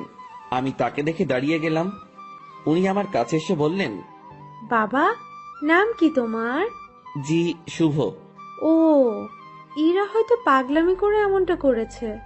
তোমার বাবা মা, ফ্যামিলি আছে, তারা এসব শুনলে সমস্যা করবে। তুমি বিকেল পর্যন্ত থেকে চলে যেও, একটু পরে ওর রাগ কমে যাবে। আমি কিছু বলার আগেই রুমে ঢুকতে ঢুকতে ইরা বলল, ওর বাবা মা নেই, বিকেল পর্যন্ত রাখার জন্য ওনাকে আমি নিয়ে আসিনি। আর তোমাকে এসব বলতে কে বলেছে? দেখ ইরা, তোর বাবাকে তুই তো চিনিস। বাবাও আমাকে চেনে। বাইরের একটা ছেলে ধরে এনে এভাবে বাসায় ঢুকানো ঠিক হয়নি। লোকে খারাপ বলবে, সমাজ খারাপ বলবে। তো তোমরা সবাই আমাকে ওইসব বলেছিলে কেন, যে ওর সাথে আমার রিলেশন আছে? আচ্ছা, আমরা সবাই তোর কাছে ক্ষমা চেয়ে নিব। এখন তুই ছেলেটাকে বিদায় কর। না, ওকে আর কিভাবে বিদায় করব? ও আমাদের এখানেই থাকবে। মানে? আমার রাগটা কমে যাক, আমি বাবার সাথে কথা বলে নিব। তুমি যাও। তুই এখনই এসে তোর বাবার সাথে কথা বল। যাও তুমি, আমি আসতেছি। ইরার মা চলে যাওয়ার পর, ম্যাম আমি বলি কি, আপনার রাগ কমে যাওয়ার পর আমি চলে যাব। পরিবারের সাথে এমন করতে হয় না। সবাই যেটা বলে সেটার মধ্যে থাকাই ভালো। তোর থেকে ভালো বুঝি আমি। জি ঠিক আছে। তুই যে চলে যেতে চাস, তাহলে আমাদের বন্ধুত্বের কি হবে? এরকম বন্ধু পাওয়া অনেক মুশকিল। এখন পেয়েছি, কাছে রাখার চেষ্টা করব। তুই এখান থেকে যাওয়ার কথা মুখে আনবি না। আচ্ছা ম্যাম, আমার সাথে কিছু সময় কথা বলে তার বাবার কাছে যায়। সেখানে তার বাবার সাথে অনেক কথা হয়, আর সেগুলো আমাকে এসে ম্যাম বলা শুরু করলো। শোন, তোর চাকরি কনফার্ম। ড্রাইভিং করতে পারিস? না। ও আচ্ছা, বাবাকে সত্যি কথাটা বলে দিয়েছি। আর রাগের মাথায় তোর সাথে অনেক কিছুই করে ফেলেছি। তুই মন খারাপ করিস না। আর তুই আমার বন্ধু, তোকে দূরে সরিয়ে দেব না, কাছেই রাখছি আমার ড্রাইভার হিসাবে। আমি যেখানেই যাব তুইও সেখানে। খুশি তো? ম্যাম এত কিছু করলেন, আমার তো এ বাসার লোকজনদের দেখলে ভয় করে। হারে পাগল, ভয় কিসের? আর তুই থাকবি তো আমার সাথে, একা একা তো না। হুম। আর তোর থাকার জায়গাও আমার খুব কাছে। মানে? মানে পাশের রুমে। আমার রুম থেকে তোর রুম যেতে বাইরে দিয়ে ঘুরে যেতে হবে না। 2 রুমের মাঝেই একটা দরজা আছে, দেখবি? আয়। ম্যাম আমাকে নতুন রুমটা দেখিয়ে দিল। ম্যামের কোনো বান্ধবী আসলে এই রুমেই থাকতো। বন্ধু হিসেবে এটা আমার জন্য ফিক্সড। সেই যে এসে রুমে ঢুকেছি, বের হওয়ার নামই নেই। কিভাবে বের হব? বাইরে বের হওয়ার কথা মনে হলেই হাত পা ঠান্ডা হয়ে আসে। এই বাসার মানুষকে বড্ড ভয় হয়। তবে আমি জানি না তারা কেমন। বিকেলবেলা ম্যাম আমাকে নিয়ে বের হয়। ম্যাম গাড়ি চালাচ্ছে আর ধীরে ধীরে আমাকে সবকিছু শিখিয়ে দিচ্ছে। মন দিয়ে সব দেখছিলাম আর শুনছিলাম। সন্ধ্যায় আবার বাসায় ফিরলাম। বাসার কাজের লোকটা আমার খাবার রুমে এসেই দিয়ে যাচ্ছে। তার মানে বাকিদের সাথে খেতে হবে না। বাঁচা গেল। ম্যাম তার রুমে বসে অফিসের কাজ করছে, আর আমি আমার রুমে বসে কোনো কাজ নেই। একবার রুমের এপাশ থেকে ওপাশে যাচ্ছি, কখন আবার রুমের জানালা খুলে দিয়ে দাঁড়িয়ে থাকি। আমার তো আবার প্রকৃতি দেখার অভ্যাস। আর একটু রাত হলো। এবার নজর গেল নিজের ব্যাগের দিকে। ব্যাগ থেকে কাপড় এখনো বের করা হয়নি। বিছানায় ব্যাগ নিয়ে গিয়ে কাপড় বের করছিলাম, আর তখনই সেই সকালের কথা মনে পড়ে গেল। ম্যাম কি টর্চারটাই না করেছিল সকালবেলা, আর সেখানে ওনার কাছে আসা পেটে হাত রাখা। এসব মনে পড়তেই হাসি পেল। একা একা হাসছিলাম। হঠাৎ রুমের ভেতরের দরজায় নক। ম্যাম ডাকছে। তড়িঘড়ি করে উঠে গিয়ে দরজা খুলে দিলাম। জি ম্যাম আসুন। কি করতেছিস তুই? এই যে কাপড়গুলো বের করতেছি। তুই অনেক আলসে মানুষ তো। সেই সকালে আসছি, এখনো তুই কিছুই গুছিয়ে উঠতে পারিসনি। মনে ছিল না। ভাঁজ কর এখন। আমি আবার বিছানায় বসে কাপড় ভাঁজ করায় মন দিলাম। ম্যাম আমার গা ঘেঁষে বসলো। উনি খুব কাছে বসেছিল, তাই বললাম, ম্যাম একটু দূরে বসেন, সমস্যা হচ্ছে। কথাটা বলেই মনে হয় জীবনে সব থেকে বড় একটা ভুল করলাম। কথাটা বলার সাথে সাথে ম্যাম চোখ লাল করে ফেললেন। দেখে বোঝাই যাচ্ছিল বেশ রাগ করেছে। ফর্সা মানুষ, তার শরীরে রক্তগুলো সব চোখ মুখ গালে এসে জড়ো হচ্ছিল। দেখে এমনটাই মনে হচ্ছে। উনি উঠে দাঁড়ালেন আর তার রুমে চলে গেলেন দরজা না লাগিয়ে। আমি বিছানায় বসে আছি, ভাবছি ভুল যা করার তা তো করেই ফেলেছি। আমার জীবনে সুখ নেই, শুধু সমস্যা আর সমস্যা। কাপড় আর ব্যাগ ফেলে রেখেই পা টিপে টিপে তার রুমের দিকে এগোতে থাকলাম। উকি দিয়ে দেখি আমার মতোই জানালা খুলে দাঁড়িয়ে আছে, বারবার চোখ মুছছে। ওনার রাগ ভাঙাতে ওনার খুব কাছে গিয়ে দাঁড়াতে হবে, তাছাড়া এর বিকল্প কোনো উপায় নেই। আমি পা টিপে টিপে তার কাছে গেলাম। উনি কিছু বলছেন না, হয়তো টের পেয়েছেন আমি আসছি। উনি যে চালাক মানুষ, আমার রুমে প্রবেশ করা অবশ্যই টের পেয়েছেন। আমি তার পাশে গিয়ে দাঁড়াতেই, আপনি আপনার রুমে যান, নয়তো খারাপ কিছু হবে। দুঃখিত, আমার ভুল হয়েছে। আমি আপনাকে আপনার রুমে যেতে বলেছি। আমি আরেকটু কাছে গিয়ে দাঁড়ালাম, কিন্তু তার শরীরের সাথে স্পর্শ লাগেনি। রাগ উঠায়েন না আর। আচ্ছা, ইংরেজি ভাষায় বলতেছি, সরি। তোর সরির আমি, তুই যাবি এখান থেকে? একটু তো দূরেই যেতে বলেছি, তাতেই এত রাগ করতে হবে? আমি তো দূরের মানুষ, দূরেই থাকবো, তাই না? না, কাছের মানুষ। না না, কাছের মানুষ তো দূরে থাকে না, কাছেই থাকে। সরি, আমি বুঝতে পারিনি। আমার বলাটা ঠিক হয়নি, আপনার কাছে আসাটা ঠিক ছিল। রাত হয়েছে, রুমে গিয়ে ঘুমিয়ে পড়ো, সকালে অফিস আছে। রাগ কমেছে তো আপনার? কমে যাবে। এত অভিমানী আমি কখনো দেখিনি। আমি নিজেই নিজেকে প্রশ্ন করলাম, আমি ভুল করছি না তো? উনি এত বন্ধুত্বের কথা বলতেছেন, আমি তো তার ডাকে একটুও সাড়া দিচ্ছি না। আমার কি দূরে থাকাটা ঠিক হচ্ছে? উনি তো তার বন্ধুর জন্য অনেক কিছুই করেছে, আমি তো কিছুই করতে পারলাম না, বা এখনো কিছু করিনি। আমি কি তার বন্ধুত্বের ভালোবাসায় সাড়া দিব? মনের সাথে বোঝাপড়া যখন শেষ হলো, তখন আমি তার ডান হাতটা আমার দু হাতের মধ্যে রেখে বললাম, এই তো কাছে এসেছি, আর দূরে যাওয়ার কথা বলবো না। অমন ভুল কখনো হবে না, সরি। সত্যি তো? উনার কণ্ঠ শুনে মনে হচ্ছিল অভিমানটা অনেকটাই কমেছে। কেন যে ম্যাম এমনটা করে? ম্যাম, এখন যাই তাহলে। কাছে থাকতে ভালো লাগছে না। আপনি তো বললেন কাল অফিস আছে, আমাকে ঘুমাতে বললেন। পরে ঘুমাবি। ম্যাম আনমনে জানালা দিয়ে বাইরে তাকিয়ে আছেন। তার ডান হাতটা তখনই আমার দু হাতের মধ্যে এক অন্যরকম ভালো লাগা কাজ করছিল তখন। সেটা যে কি আমি ঠিক বলতে পারবো না। আমি ম্যামের মুখের দিকে তাকালাম, দেখি মিটিমিটি হাসছে। আমি তার হাসি দেখে প্রশ্ন করেই বসলাম, এভাবে আনমনে বাইরে তাকিয়ে কি দেখেন? বাইরে কি দেখি? হুম। তোকে। আমাকে মানে? আরে পাগলা, তুই আমার জীবনে এমন ভাবে আসলি, মানে আমি ভাবতেই পারিনি তোর মতো একটা গাধা, তবে ভালো মানুষের সাথে বন্ধুত্ব হয়েছে। হুম। তবে আমার পোড়া কপাল। কেন? তুই আমাকে দেখে ভয় করিস, তেমন কথা বলতে চাস না, আমি যা বলি শুধু সেটাই করিস। আর কি করব? যাই হোক, সব ঠিক হয়ে যাবে। যা এখন ঘুমিয়ে পড়। আচ্ছা, গুড নাইট। Good night. পরদিন সকালবেলা থেকে অফিস করা শুরু করলাম। ম্যামের সাথে সবসময় থাকা, উনি যা বলে সেগুলো শোনা এবং করা, এগুলোতেই ব্যস্ত। দিনকে দিন যাচ্ছিল, আমার অবস্থা ততই ভালো হচ্ছিল। ম্যামের সাথে কথা বলতে এখন আর ভয় লাগে না। কোনো কিছু লাগলে সোজা সাপটা বলে দেই। এদিকে ড্রাইভিংটাও একটু একটু শিখেছি। তাদের বাসার দু একজনের সাথে কথাও হয়েছে। মোটামুটি সবকিছু স্বাভাবিকের দিকেই বলা যায়।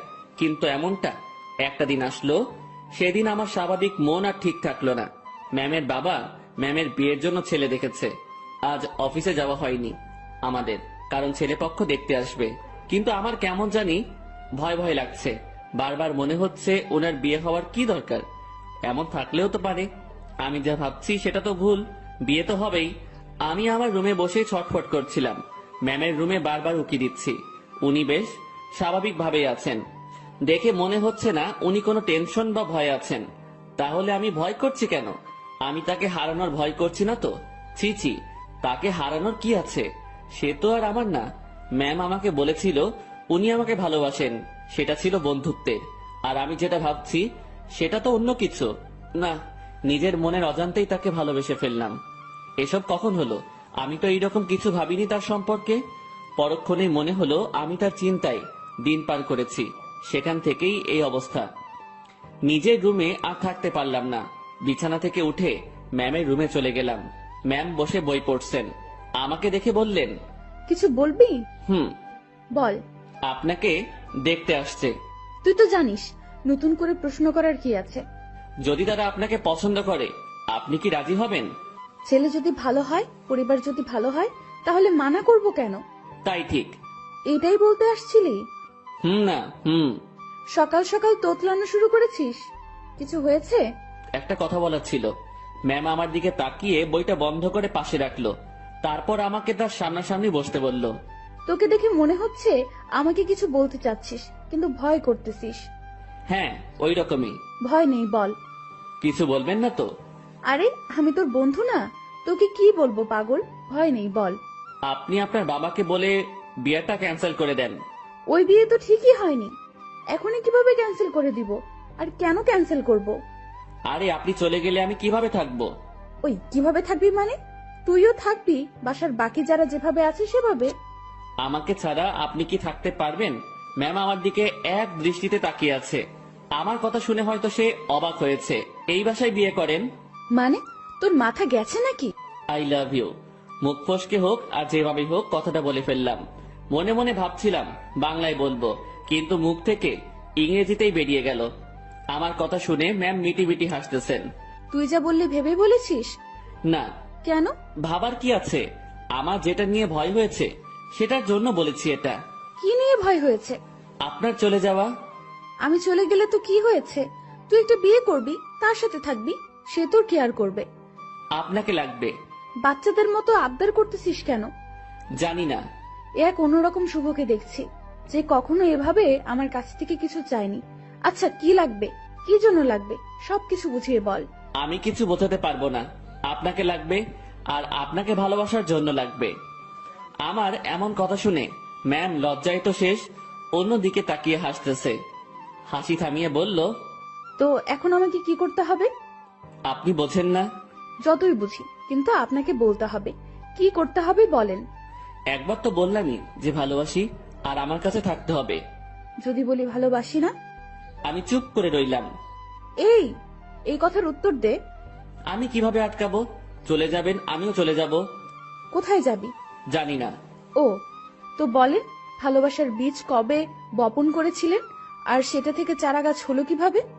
ইরা নামের একটা পাখি আমার জমিতে এসে তার মুখ থেকে ভালোবাসার বীজটা ফেলে দিয়ে চলে যায়, আর সেই বীজটাই। পুরোটা বলার আগেই ম্যাম হাসতে হাসতে শেষ। উনার হাসি দেখে আমার রাগ হচ্ছিল। আমি উনাকে কিছু বোঝাতে যাচ্ছি, আর উনি হেসে উড়িয়ে দিচ্ছেন। উনি হাসি থামিয়ে বললেন, আজ সকালটা অন্যরকম ভাবে শুরু হলো। এমন হাসির কথা কখনো শুনিনি। উনার কথা শুনে বেশ লজ্জা পেলাম। হয়তো মনের কথাটা বলা ঠিক হয়নি। আমি তার সামনে থেকে উঠলাম আর নিজের রুমে যাওয়ার জন্য পা বাড়ালাম। ম্যাম ডেকে বললেন, কই যাস? ঘুম পাচ্ছে, ঘুমাবো। ঘুম নাকি রাগ? না, ঘুম। রাগ। না ম্যাম, ঘুমই পাচ্ছে। আমার জানা আছে, তুই এখানে এসে বস। কথা না শুনলে বকা দিবে।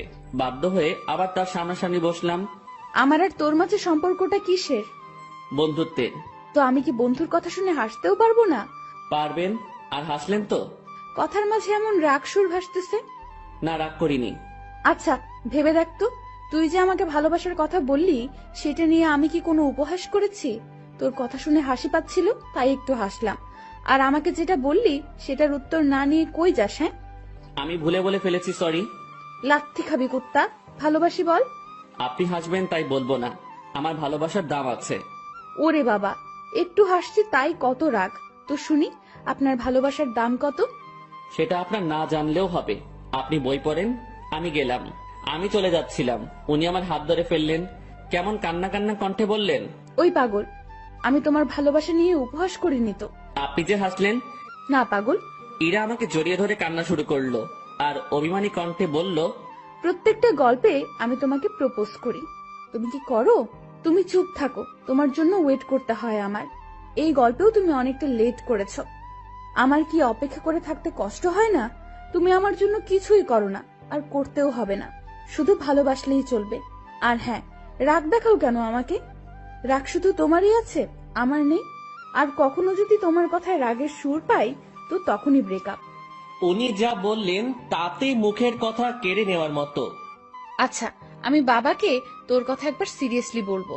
না, কেন? উনি যদি মানা করে, আর আপনাকে যদি সরিয়ে বা আমাকে যদি। বন্ধুত্বের উপর বিশ্বাস রাখ। ইরা আমাকে ছেড়ে দিল, সেও বেশ চিন্তিত, সাথে আমিও। আমি ওই পরিস্থিতির সময় শুধু তার কথাই ভাবছিলাম, অন্য কোনো কিছুই মাথায় আসছিল না। দুপুরে ইরাকে দেখতে আসলো, দেখে চলে গেল। হয়তো তারা পছন্দ করেছে। পছন্দ না করে উপায় নেই। রুমে বসে হতাশ হওয়া ছাড়া আমার কোনো উপায় ছিল না। ইরা সেই যে বেরিয়ে গেছে, আর রুমে আসার নাম নেই। আমিও বাইরে যাওয়ার সাহস পাচ্ছি না। দুপুরে শুধু বাড়ির কাজের মেয়েটা খাবার দিয়ে চলে যায়। আমার এমন অবস্থা মনে হচ্ছে কোনো কারাগারে আছি। বাইরে বেরোনোর কোনো পথ নেই। সন্ধ্যায় ইরা রুমে আসলো। উনি আসতে না আসতেই আমিও তার রুমে গেলাম। আর গিয়ে যা শুনলাম সেটা আমি কখনোই ভাবিনি। উনি বলতে শুরু করলেন, বাবার ছোটবেলার বন্ধুর সাথে আমার বিয়ে ঠিক করেছে। ওনারা আমাকে দেখে পছন্দ করেছে, আজ ওনাদের যে হাসি মুখ দেখলাম সেটা আমি ভাঙতে পারবো না। কথাটা শুনে বুকের ভেতরটা কেমন যেন আটকে গেল। মনে হলো বুকে পাথরের ভর করছে। শুনেছি বুক ভার হলে চোখে পানি চলে আসে। আমি কোন রকম চোখের পানি সামলিয়ে বললাম, সমস্যা নেই, আপনি যেটা করেন। তুই আমার উপর রাগ করলি তাই না? আরে না, আপনার সিদ্ধান্তে আমি খুব খুশি। পরিবারের কথা চিন্তা করে সব করতে হয়। তোমার কথায় কান্নার আওয়াজ পাচ্ছি। আরে না, কি যে বলেন, কান্না করব কেন? আমি রাজি হওয়াতে আমার বাবা যে খুশি হয়েছে সেটা আমি তার চোখ মুখ দেখেই বুঝেছি। আচ্ছা আপনি করেন, আপনি রেস্ট নেন, আমি আমার রুমে যাই। ইরা কিছু বলল না, চুপ করে বসে থাকলো। হয়তো আমার কথাও সে ভাবছে। আমি রুমে এসে আর কি করব? ছেলেদের তো আওয়াজ করে কান্না করতে নেই, লোকে খারাপ বলবে। রুমের মধ্যে কিছুক্ষণ থাকলাম, ভালো লাগলো না। বাসার ছাদের দিকে রওনা দিলাম। আমি কখনো যাইনি এ বাসার ছাদে, এই প্রথম যাচ্ছি। ছাদে পৌঁছে এক করে চুপটি করে দাঁড়িয়ে আছি। ভাবছি ম্যামের কাছ থেকে বিদায় নিয়ে চলে যাব, কারণ এ কষ্ট সহ্য করার মতো না, আমি সহ্য করতে পারছি না। হঠাৎ ছাদে কারো উপস্থিতি টের পেলাম। একটা লোক আমার দিকে এগিয়ে আসছে। কাছে আসতেই তার ফেস দেখে বুঝলাম এটা ইরার কাকা। এই শীতে এত রাতে ছাদে কি করিস? না মানে এমনি বাতাস খেতে আসছিলাম একটু। কি, এই শীতে বাতাস? রুমে বসে ভালো লাগছিল না, তাই আর কি। বেশ চালাক তুই। ভাবছি কি চালাকি করলাম। আমার কথা সোজা উত্তর দিবি। জি স্যার। ইরাকে ভালোবাসিস? কি বলবো বা কি বলা উচিত? সত্যিটা কি বলবো? আবার আমার কোনো বিপদ আসবে না তো? সত্যিটাই বলবো, যা হবার হবে। ভালোবাসি। এই জন্যই তোকে চালাক বলছি। তো কতদিন হলো তোদের রিলেশনের? কয়েক ঘন্টা। মানে? আজ সকালে উনাকে ভালোবাসার কথা বলেছি। তো সে কি বলছে? প্রথমে হ্যাঁ বলেছিল, তারপর?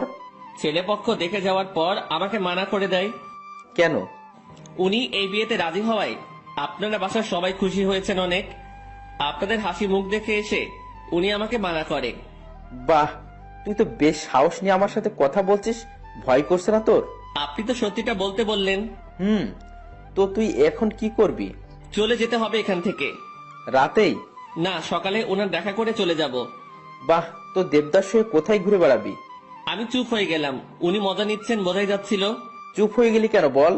জি স্যার, কিছু না, আমি আসলে ভুল করেছি, মাফ করে দিন। আমি কাল সকালে চলে যাব। যা রুমে যা। জি। এই শোন। বলেন। স্মোক করিস? জি না। বাসা কোথায় তোর? রাজশাহী। সমস্যা? জি স্যার, বুঝলাম না। কিছু না, সকাল সকাল চলে যাস। নেক্সট টাইম আমার সামনে পড়লে সমস্যা হবে তোর। আমার সামনে যেন না দেখি। জি স্যার, আর দেখবেন না আমাকে। রুমে আসলাম, তার সাথে কথা বলতে ভয় তো করছিলই না, মনে হচ্ছিল আরো কিছু সময় কথা বলি। তারপর ভাবলাম আমার সাথে তার যে কথাটা হয়েছে এটা ম্যামকে জানানো দরকার। চলে গেলাম তার কাছে, যেসব কথা হয়েছে সব বলে আবার নিজের রুমে আসলাম। কিছু সময় পর মনে হলো আসল কথাটা মানে আমি যে কাল চলে যাব এটা বলাই হয়নি। আবার ঢুকলাম তার রুমে, আর ঢুকতেই চোখ কোনো কিছুতে আটকে গেল। উনি ড্রেস চেঞ্জ করছিলেন। যা দেখার আমার চোখ দেখে ফেলেছে, আমার কোনো দোষ নেই। আমি নিজেই অন্যদিকে ঘুরে রুমে চলে আসবো, তখনই উনি বললেন, এই দাঁড়া। ম্যাম আমি কিছু দেখিনি। কিছু দেখা না দেখার কথা আমি বলিনি। কি বলতে আসছিলি সেটা বল। আমি কাল সকালে চলে যাচ্ছি। আরে, অন্যদিকে ঘুরে আছিস কেন? আমার শরীরে পোশাক আছে, এখন এইদিকে তাকা।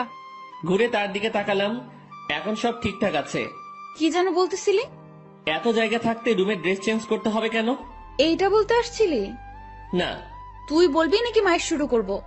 বলছি, আমি কাল সকালে চলে যাচ্ছি। কোথায়? আমার গ্রামের বাড়ি। কেন? আমি এখানে থাকতে পারছি না, দম বন্ধ হয়ে আসছে। এতদিন তো দম বন্ধ হয়নি, আজ হচ্ছে কেন? দেখেন, ভালোবাসার মানুষটি চোখের সামনে থেকে এভাবে হারিয়ে যাবে, আমি এটা দেখতে পারবো না। তুই যদি যাস ব্রেকআপ করে তারপর চলে যাবি। ঠিক আছে, ব্রেকআপ। যা বলার বলে এসে কম্বল মুড়ি দিয়ে শুয়ে পড়লাম। ওনার কথা ভাবতে ভাবতে চোখের পাতাটা বন্ধ হয়ে গেল। রাত তখন কত হয়েছে আমি জানি না। আমার কম্বলের নিচে কাউকে অনুভব করলাম। কেউ একজন এখানে এসে শুয়ে আছে। নিজের ঘুম ভাঙাতে চোখ খুললাম। কম্বলটা মাথার উপর থেকে সরিয়ে দেখি ইরা আমার পাশে শুয়ে আছে। আমি উঠে বসাতে ফেলফেল করে আমার দিকে তাকিয়ে আছে। উনাকে দেখে অবাক হয়ে যাই আমি। কয়েকদিন পরে যার বিয়ে, সে আমার রুমে আমার সাথে একই বিছানায় এসে শুয়ে আছে। এর মতলবটা কি? যেমন ছিলি তেমন করে শুয়ে থাক। আপনি এখানে কি করেন? দেখছিস না শুয়ে আছি? আপনার রুমে যান। এখানে কি? এটাও আমার রুম। এভাবে এত কাছে আসা ঠিক না। কোনটা ঠিক তোকে বলতে বলছি আমি? যেমনটা ঘুমিয়েছিলি তেমনটাই ঘুমিয়ে থাক। শোনেন, আপনি আমাকে কিছু বলতে দিল না। উনি উঠে আমার মুখ চেপে ধরলো, তারপর শুয়ে দিয়ে উনি আমার পেটের উপর বসে কম্বলটা আমার মাথার পেছনে গুজে দিল। তারপর তার ফোনের লাইট অন করে সাইডে রাখলো। ম্যাম তার পা দুটো ভাঁজ করে ভালোভাবে আমার পেটের উপর বসলো, তারপর তার হাত দুটো গালে রাখলো। বাইরে থেকে এই অবস্থা দেখে মনে হবে একটা ত্রিভুজের মতো, ভেতরে আলো থাকায় ছোট্ট একটা 3 কোণা ঘরের মতোই লাগছিল। তারপর তোর সাহস কি করে হয় আমার সাথে ব্রেকআপ করার? আমি চুপ। শুভ, উত্তর দে, না হলে তোর খবর আছে। আপনার যাতে ভালো হয় সেই জন্যই করেছি। তুই ব্রেকআপ করার কে? করলে আমি করব। আমি করতে পারি না। তুই কেন করবি? ভালো তো আমি বাসি, ব্রেকআপ আমি করব। আর আমি কি ভালোবাসি না? আমার থেকে কম, সো তোর ব্রেকআপের কোনো দাম নাই। আচ্ছা, আপনি পেটের উপর থেকে নামেন, ব্যথা করতেছে। করলে করুক, আমি কি করব? আপনি যা করছেন সেটা ঠিক না। কি করতেছি আমি? এই যে এইভাবে বসে আছেন, আবার তোকে জ্ঞান দিতে বলেছি আমি। জি না। এরপর ইরা তার হাত দিয়ে আমার ঠোঁট স্পর্শ করা শুরু করলো, নাকে চোখে হাত বুলিয়ে দিল। আমি যে বসে আছি তাতে কি তোর বেশি কষ্ট হচ্ছে? না, কিন্তু এইরকম ভাবে হাত দিচ্ছেন এটা ভালো লাগছে না। I love you. নতুন বরকে বইলেন, কথাটা বলার সাথে সাথে গালে চর বসিয়ে দিল। আই লাভ ইউ টু বল, নয়তো আরো মারবো। টুট টুট টুট। কিসের টু টু? পুরোটা বল। ভালোবাসি আমিও। ওয়াও, খুব বলেছেন। চলো এখন রোম্যান্স করি। ম্যাম ওয়েট, কিসের রোম্যান্স? আমি তো আপনার বর না, এগুলো ঠিক হবে না। আপনি আপনার রুমে যান। আহারে, আমি তো রোম্যান্স করবই, সে বিয়ে হোক আর না হোক। ম্যাম কি? ছেড়ে দেন না। ওলে, খুব ভয় লাগছে তোমার? ইরা বসা থেকে এবার আমার পুরো শরীরের উপর শুয়ে পড়লো। ভয়ে বুকের মধ্যে দুরুম দারুম শব্দ হচ্ছে। ইরা এবার আমার বুকের উপর হাত রেখে তাতে তার থুতনি রাখলো আর বোকা বোকা গলায় বলল, ভয় নেই, এই যে তোমার কাঁধ থেকে মাথা পর্যন্ত আজ আমি এইটুকুতে আমি যা ইচ্ছা করব। ওনাকে আর থামাতে পারলাম না। ভেতরে ফোনের লাইট নিভিয়ে দিয়ে আমার ঘাড়ে আর গলায় তার ঠোঁটের স্পর্শ দেওয়া শুরু করলো। তার খোলা চুলগুলো আমার দিকে হেলেছিল, আর উনি তো তার কাজ করেই যাচ্ছেন। কিছু সময় পর, আমি তোমার বুকে এখন ঘুমাবো, সকালে আমাকে ডেকে দিও। আমি কিছু করতে পারি না। তুমি আবার করবা? তুমি মানে, সরি, আপনি যেগুলো করলেন। ওই না, তুমি কেন করবা? তুমি কিচ্ছু করতে পারবে না। হুম। রাগ। আরে না, কি বলেন, রাগ করবো কেন? সরি। ইরা ফোনের লাইট আবার অন করলো। উনি ওনার গলা থেকে ওড়নাটা সরিয়ে দিতে নিচ্ছিল, আমি থামিয়ে দিলাম। কি করছেন? তুমি না বললে কি যেন করবা? আপনার ওই গলাটুকুই লাগবে। হ্যাঁ, এই আমাকে কিছু করতে দিল না, আর এখন উনি বায়না ধরে বসে আছেন। লোভ তো আপনি ধরিয়েছেন। এই, আমার দোষ দিবা না একদম। লোভ সামলাতে পারো না তুমি? হুম। এই যে গলাটুকুই শুধু, এর নিচে আসলে মায়ের ওকে। আচ্ছা। কি মানুষ রে বাবা, নাও করে না। আমি উঠে বসে ওনার গলায় আমার ঠোঁটের স্পর্শ দিতে লাগলাম। ইরার মতো আমি বেশি সময় নিলাম না। একটু পরে বললাম, রুমে গিয়ে ঘুমিয়ে পড়ো। এটা আমার রুম। এখানেই থাকবে? হ্যাঁ। দুজন একে অপরের দিকে তাকিয়ে আছি। তাকিয়ে থাকতে থাকতে দুজনই কান্না করে দেই। ইরা আমাকে বলল, এই তুমি কান্না করতেছো কেন? এভাবে কখনো তো পাবো না। ধুর, পাগলকে বলে পাবে না। তুমি তো চলেই যাবে। আমি থাকার চেষ্টা করব। আর তুমি কান্না করতেছো কেন? বলা যাবে না। বলো না। পাগলটাকে অনেক ভালোবেসে ফেলেছি। ইরার আমার কপালের সাথে তার কপাল ঠেকালো। ওর চোখের পানি আমার মুখের উপর পড়ছে। অনেক কান্না হয়েছে, থামো। এখানে থাকবো, না করো না প্লিজ। আচ্ছা থাকো। তোমার বুকের উপর ঘুমাবো। হুম। রাগ করবে না তো? না। ইরা আমার গালের সাথে গাল লাগিয়ে শুয়ে পড়লো। দুজন ভোরে উঠবো, উঠে হাঁটতে বের হব। হ্যাঁ, তোমার কাকা আমাকে চলে যেতে বলেছে সকালে। ওনার সাথেই বের হব। কি? তোমাকে কিছু ভাবতে হবে না। উনি আমাকে দেখলে গুলি করবে। আমি যদি বলি জামাই বলে ডাকবে। মানে? তুমি যে বললা ওনার সাথে কথা বলছো, হুম। উনি আবার আমাকে কল করেছিল, আমি সব সত্যিই বলেছি। তারপর উনি কি বললো জানো? কি বললো? আমাদের বিয়ের দায়িত্ব উনি নিয়েছেন, সব উনি সামলাবেন। উনি তোমাকে অনেক পছন্দ করেছেন। কি জন্য? সেটা আমি কিভাবে বলবো? সত্যি কথা বলেছো, তাই মনে হয় ভালো লেগেছে তার। ও, আর কোনো কথা না, এবার শুধু ঘুম হবে, ঘুম ঘুম আর ঘুম হবে। চোখ বন্ধ করো পাগল। দুজনেই ঘুমিয়ে গেলাম। পরদিন ভোরে ইরা আমাকে ডেকে তুললো। তারপর হাঁটতে বের হলাম। পথে সত্যি সত্যি ইরার কাকার সাথে দেখা হলো। উনি আমাদেরকে দেখে মুচকি হাসলেন, কিন্তু কিছু বললেন না। এই চলো জগিং করি, ভুঁড়ি হতে দেওয়া যাবে না। ভুঁড়িওয়ালা বর আমার পছন্দ না। ওনার কথা শুনে মুচকি হাসা ছাড়া উপায় নেই। সকালে সব কাজ শেষে অফিসে আসলাম দুজন। অফিসের কেউ এ ব্যাপারে কিছু জানে না, তাই কোনো সমালোচনাও হয়নি। এসব বিষয় জানলে কেউ না কেউ আমাকে জিজ্ঞাসা করতই। দুপুরের পর এক শার্ট প্যান্ট কোট পরা ভদ্রলোক ইরা রুমে ঢুকলো। লোকটিকে দেখে কেমন যেন সন্দেহ হচ্ছিল আমার। কিছু সময় পর ইরা আমাকে ডাকলো। যাক, সন্দেহ এবার দূর হবে। রুমে ঢুকে দেখি ম্যাম বেশ রাগান্বিত। জি ম্যাম, বলেন। এই যে, এটাই আমার পাগল, দেখে নিন। আমি মনে মনে ভাবছি, হ্যাঁ, ম্যামের লাজ লজ্জা কিচ্ছু নেই, এইভাবে কেউ পরিচয় করিয়ে দেয়? তো কিছু বলবেন আর? এরকম একটা ছেলেকে আপনার পছন্দ? ওর কিছু আছে, দেখতে তো কেমন জানি লাগে। ওই আমার পাগলের মধ্যে কি আছে না আছে আমি জানি, আপনাকে বুঝতে হবে না। আপনি আসতে পারেন। ভেবে দেখেন, এর সাথে থাকলে আপনার জীবন নষ্ট হতে পারে। এই শালা, ভাষা খারাপ করবি না। জীবন নষ্ট হবে মানে?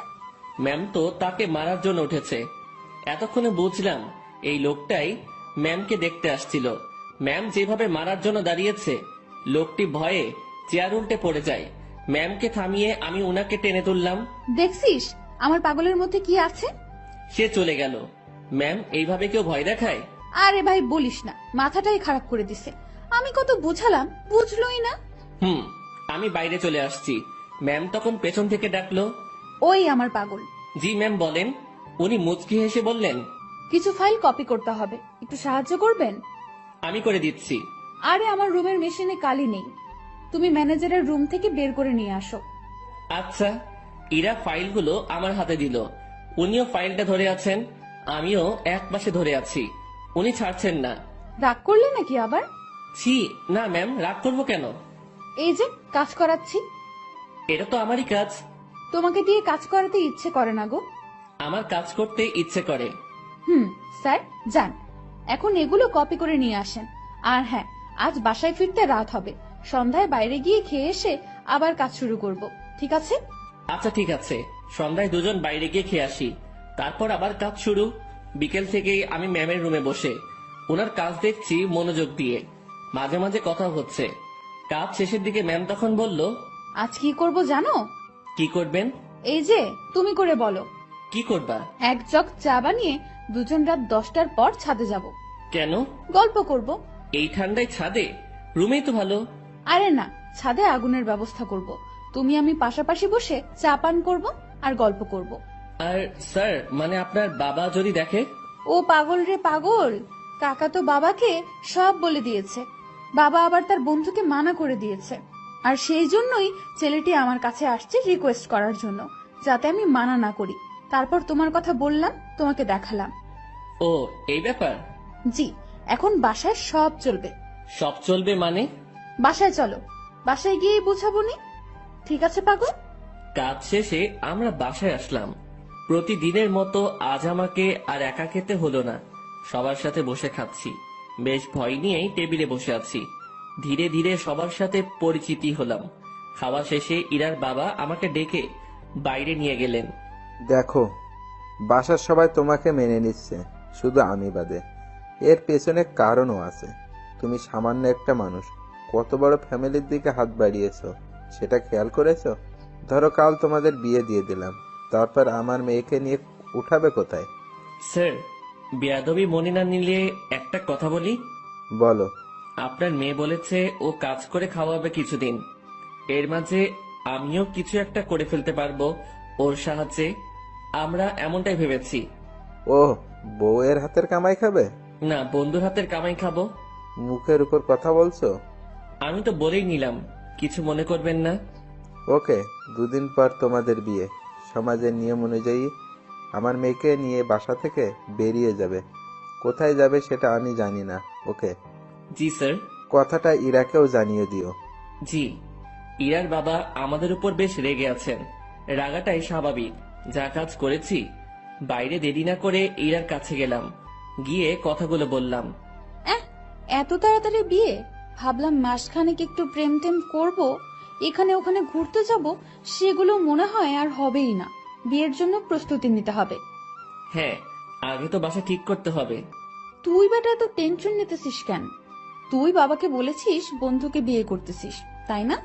হুম। তো তোর বন্ধু থাকতে এত টেনশন কেন? শোন, আমি একটা ফ্ল্যাট কালকের মধ্যে কিনে নেব। আর হ্যাঁ, সংসার করতে অনেক কিছু প্রয়োজন, সেগুলোও কিনতে হবে। হুম। বিয়ের পর সংসারে তুমি আমি 50-50 খরচ দিব। আমি এত টাকা কই পাবো?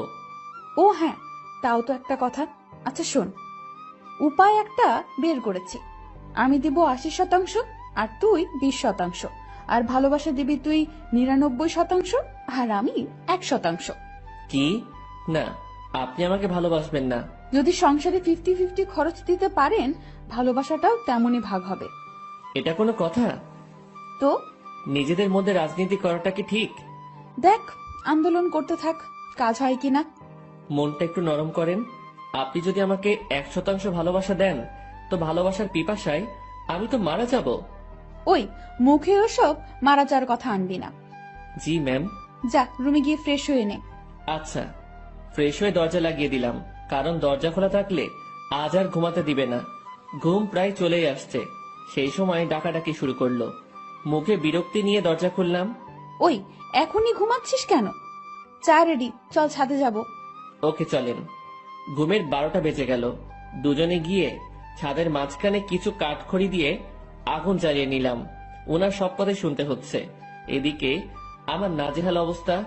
নিচে থেকে উপরে এতগুলো কাঠখড়ি আনা, তাও আবার চোখে ঘুম নিয়ে প্রচন্ড রকমের বিরক্ত লাগছিল। আমি আর ইরা আগুনের খুব কাছাকাছি বসলাম। সে আমার শরীর ঘেঁষে বসলো। সে জগ থেকে একটা কাপে চা ঢাললো, তারপর কাপটা আমার হাতে দিয়ে বলল, আগে তুমি খাও, এই পুরোটা না, কিন্তু জাস্ট এক চুমুক, তারপর আমি, তারপর আবার তুমি খাবে। ইরা কথাটা বলে আমার হাতের মধ্যে দিয়ে হাত দিয়ে জড়িয়ে নিল। আমি এক চুমুক খেলাম, আর তারপর উনার মুখে ধরলাম। আমি যে জায়গাটায় ঠোঁট লাগিয়েছিলাম, ঠিক সেখানে সে ঠোঁট লাগিয়ে চা খেলো। খাওয়া শেষে ইরা আমার কাঁধে মাথা রাখলো। ওই একটা গল্প বলো। রুমে গিয়ে বলবো নি? জি না শুভ সাহেব, এখানে বলেন। কি বলবো মাথায় আসছে না। আনরোমান্টিক একটা বর। তোমার কিছু বলতে হবে না, আমিই বলছি শোনো। গান বলবো, ভালোভাবে শুনবা। বলো। আমার কাছে তুমি মানে 7 রাজার ধন, আমার কাছে তুমি মানে অন্যরকম, আমার কাছে তুমি মানে আমার পোষা পাখি, দিনে রাইতে সব বুঝিয়া তোমায় আমি দেখি, তোমার কাছে হয়তো বন্ধু আমি কিছু না, তাই তো তোমার স্বপ্নে বন্ধু আমি আসি না। এই ওয়েট, আমি ইরাকে গানের মাঝে থামিয়ে দিলাম। কি হয়েছে, থামালে কেন? তুমি আমার স্বপ্নে আসো তো? আরে গাধা, এটা গানের লাইনে আছে, তাই বলছি। আমি তো জানি তুমি আমাকে কেমন ভালোবাসো। তুমি গানটা পারো? ও দারুণ, তাহলে চলো একসাথে গাই। তারপর থেকে শুরু করলাম। আমি মানে তুমি, আর তুমি মানে আমি। আমার কাছে আমার চেয়ে বন্ধু তুমি দামি। গলা ফাটিয়ে দুজন গান করলাম। আমাদের আওয়াজ শুনে ছাদে ছোট বড় সবাই এসে হাজির। আমরা সবাই গোল হয়ে বসলাম। আগুনটাও বড় করা হলো। তারপর সবাই মিলে আবার গান ধরলাম। রাতটা যে এমন হবে কখনো কল্পনাও করিনি। বাসার সবাই এসেছে, শুধু ইরার বাবা বাদে। আড্ডা শেষে রুমে আসলাম। ইরা তার রুমে গিয়ে ঘুমিয়েছে। আমি আমার রুমে শুয়ে পড়লাম। পরদিন সকালবেলা অফিসে গেলাম দুজন। আগের দিনের মতো ডিউটি করে রাতে বাসায় ফিরলাম। এখন আমি একা রুমে থাকি না, বাসার সবার সাথে আড্ডা দেই, কথা বলি। দিন দিন আনন্দগুলো বাড়ছিল। কথায় আছে, আনন্দ সুখ বেশি সময়ের জন্য নয়। সত্যি তাই। ইরার বাবা এসে আমাকে জানিয়ে দিয়ে গেলেন কাল আমাদের বিয়ে, আর কালকে আমাদের বাসা ছাড়তে হবে। আমি আর ইরা বসে বসে ভাবছি কি করা যায়। দোস্ত শোন, এভাবে লাভ নেই, ব্যাগ গুছিয়ে ফেল। তাহলে আমরা কাল চলে যাচ্ছি? হ, যাচ্ছি। অন্য কারোর সাথে বিয়ে হলে তো যেতেই হতো, তাই না? হুম। তো ব্যাপারটাকে স্বাভাবিক নেওয়ার দরকার না? হ্যাঁ, ঠিক বলেছেন। এখানে আমার সম্পত্তির দাবি নিয়ে থাকতে পারতাম, বাট ঠিক হবে না। ওসব ব্যাপার নিয়ে কথা না বলাই ভালো। ওনাদের ভালোবাসা নিয়েই আমরা বাসা থেকে চলে যাব, ওটাই আমাদের সম্পত্তি। হুম, তো যা, তোর ব্যাগ গুছিয়ে নে। রাতে ব্যাগপত্র গুছিয়ে নিলাম। সকালবেলা আমাদের বিয়ে হলো। আমার পক্ষ থেকে ইরার কাকা মুরব্বি হলেন। বিয়ের সব কাজ শেষে খাওয়া দাওয়া শেষ, এবার আমাদের যাওয়ার পালা। আমরা রাতে প্ল্যান করেছি বিয়ে করি আর যাই করি অফিস মিস দেওয়া যাবে না। এখান থেকে অফিসে যাব, তারপর কারো মাধ্যমে আমরা একটা বাসা ভাড়া নিব। রাতে আমাদের বাসা হবে। ইরা সবার কাছ থেকে হাসি মুখে বিদায় নিচ্ছে। ওকে দেখে মনে হচ্ছে না একটু আগে ওর বিয়ে হয়েছে, আর পরিবার ছেড়ে আমার সাথে চলে যাচ্ছে। আমরা বাড়ির মেইন দরজা পার হতে না হতেই ইরার বাবা আমাদের আটকিয়ে দিল। কোথায় যাচ্ছ তুমি? কোথায় আবার বিয়ে হয়েছে? এখন কি আর একটা বাড়ি আছে আমার? আমার ঠিকানা তো এখন শ্বশুর বাড়ি, সেখানেই যাচ্ছি। এই বাড়িটাই তো তোমার। যতই আমার হোক, আমি তো এখানে থাকবো না। তুমি আমার উপর রেগে আছো? না, রাখবো কেন? তো চলে যাচ্ছ কেন আমাদের ছাড়া? তুমি তো যেতে বলেছো। কোথাও যেতে হবে না, আমি শুধু তোমাদের ভালোবাসাটা পরীক্ষা করে দেখলাম। কথাটা বলা মাত্রই ইরা তার বাবাকে জড়িয়ে ধরে কান্না করলো। পরে আমরা দুজন জানতে পারলাম এটা তাদের একটা প্ল্যান ছিল। কান্নাকাটি শেষে আমরা আমাদের রুমে ফিরে আসলাম। তখনই অফিসে যেতে চাইছিলাম, সবাই ধরে আমাদেরকে উপরে পাঠিয়ে দিয়েছে। যাক, এখন থেকে আমি দুষ্টামি করতে পারবো। এবার ওনাকে একটু দেখিয়ে দেই আমি কি পারি। ইরা শাড়ি পরেছিল, আমি তার কাছে গিয়ে জড়িয়ে ধরে এক হাত তার পেটে রাখলাম। ওই, কি করিস তুই? কি করি মানে, বুঝছো না? তুই ছাড়। না, ছাড়বো না। আরে ভাই, এগুলো এখনই না, দেরি আছে। আমার কিছু কথা আছে। কোনগুলো? এখনই না। তুই যা করছিস। আমি তো কিছুই করছি না, বা করতে চাইছি না। তাহলে এখানে হাত দিয়েছিস কেন? এমনি। এমনি, তাই না? হুম। ইরাকে ছেড়ে দিলাম, ও বলতে শুরু করলো। স্যার, আমাদের বিয়ে হলো, এই শুকরিয়া আদায়ের জন্য দুইজন নফল নামাজ পড়ব। আচ্ছা। মন খারাপ হয়েছে? কই না। দেখতে পাচ্ছি। মনে মনে আমার সাথে ব্রেকআপ করলা নাকি? না, কি বলো? বুঝি বুঝি, আমি সবই বুঝি। ইরা আবার আমার কাছে আসলো। চোখ বন্ধ করো। আমি চোখ বন্ধ করলাম। যেখানে হাতটা দিয়েছিলে সেখানে হাতটা রাখো, তবে এদিক সেদিক নিয়ে যেও না যেন, কারণ বাকি জায়গায় তোমার স্পর্শগুলো আমি ভিন্নভাবে নিতে চাই। হুম, বুঝেছি। ঠোঁটে চুমু দেই। হুম, দাও। হুম, দিব না।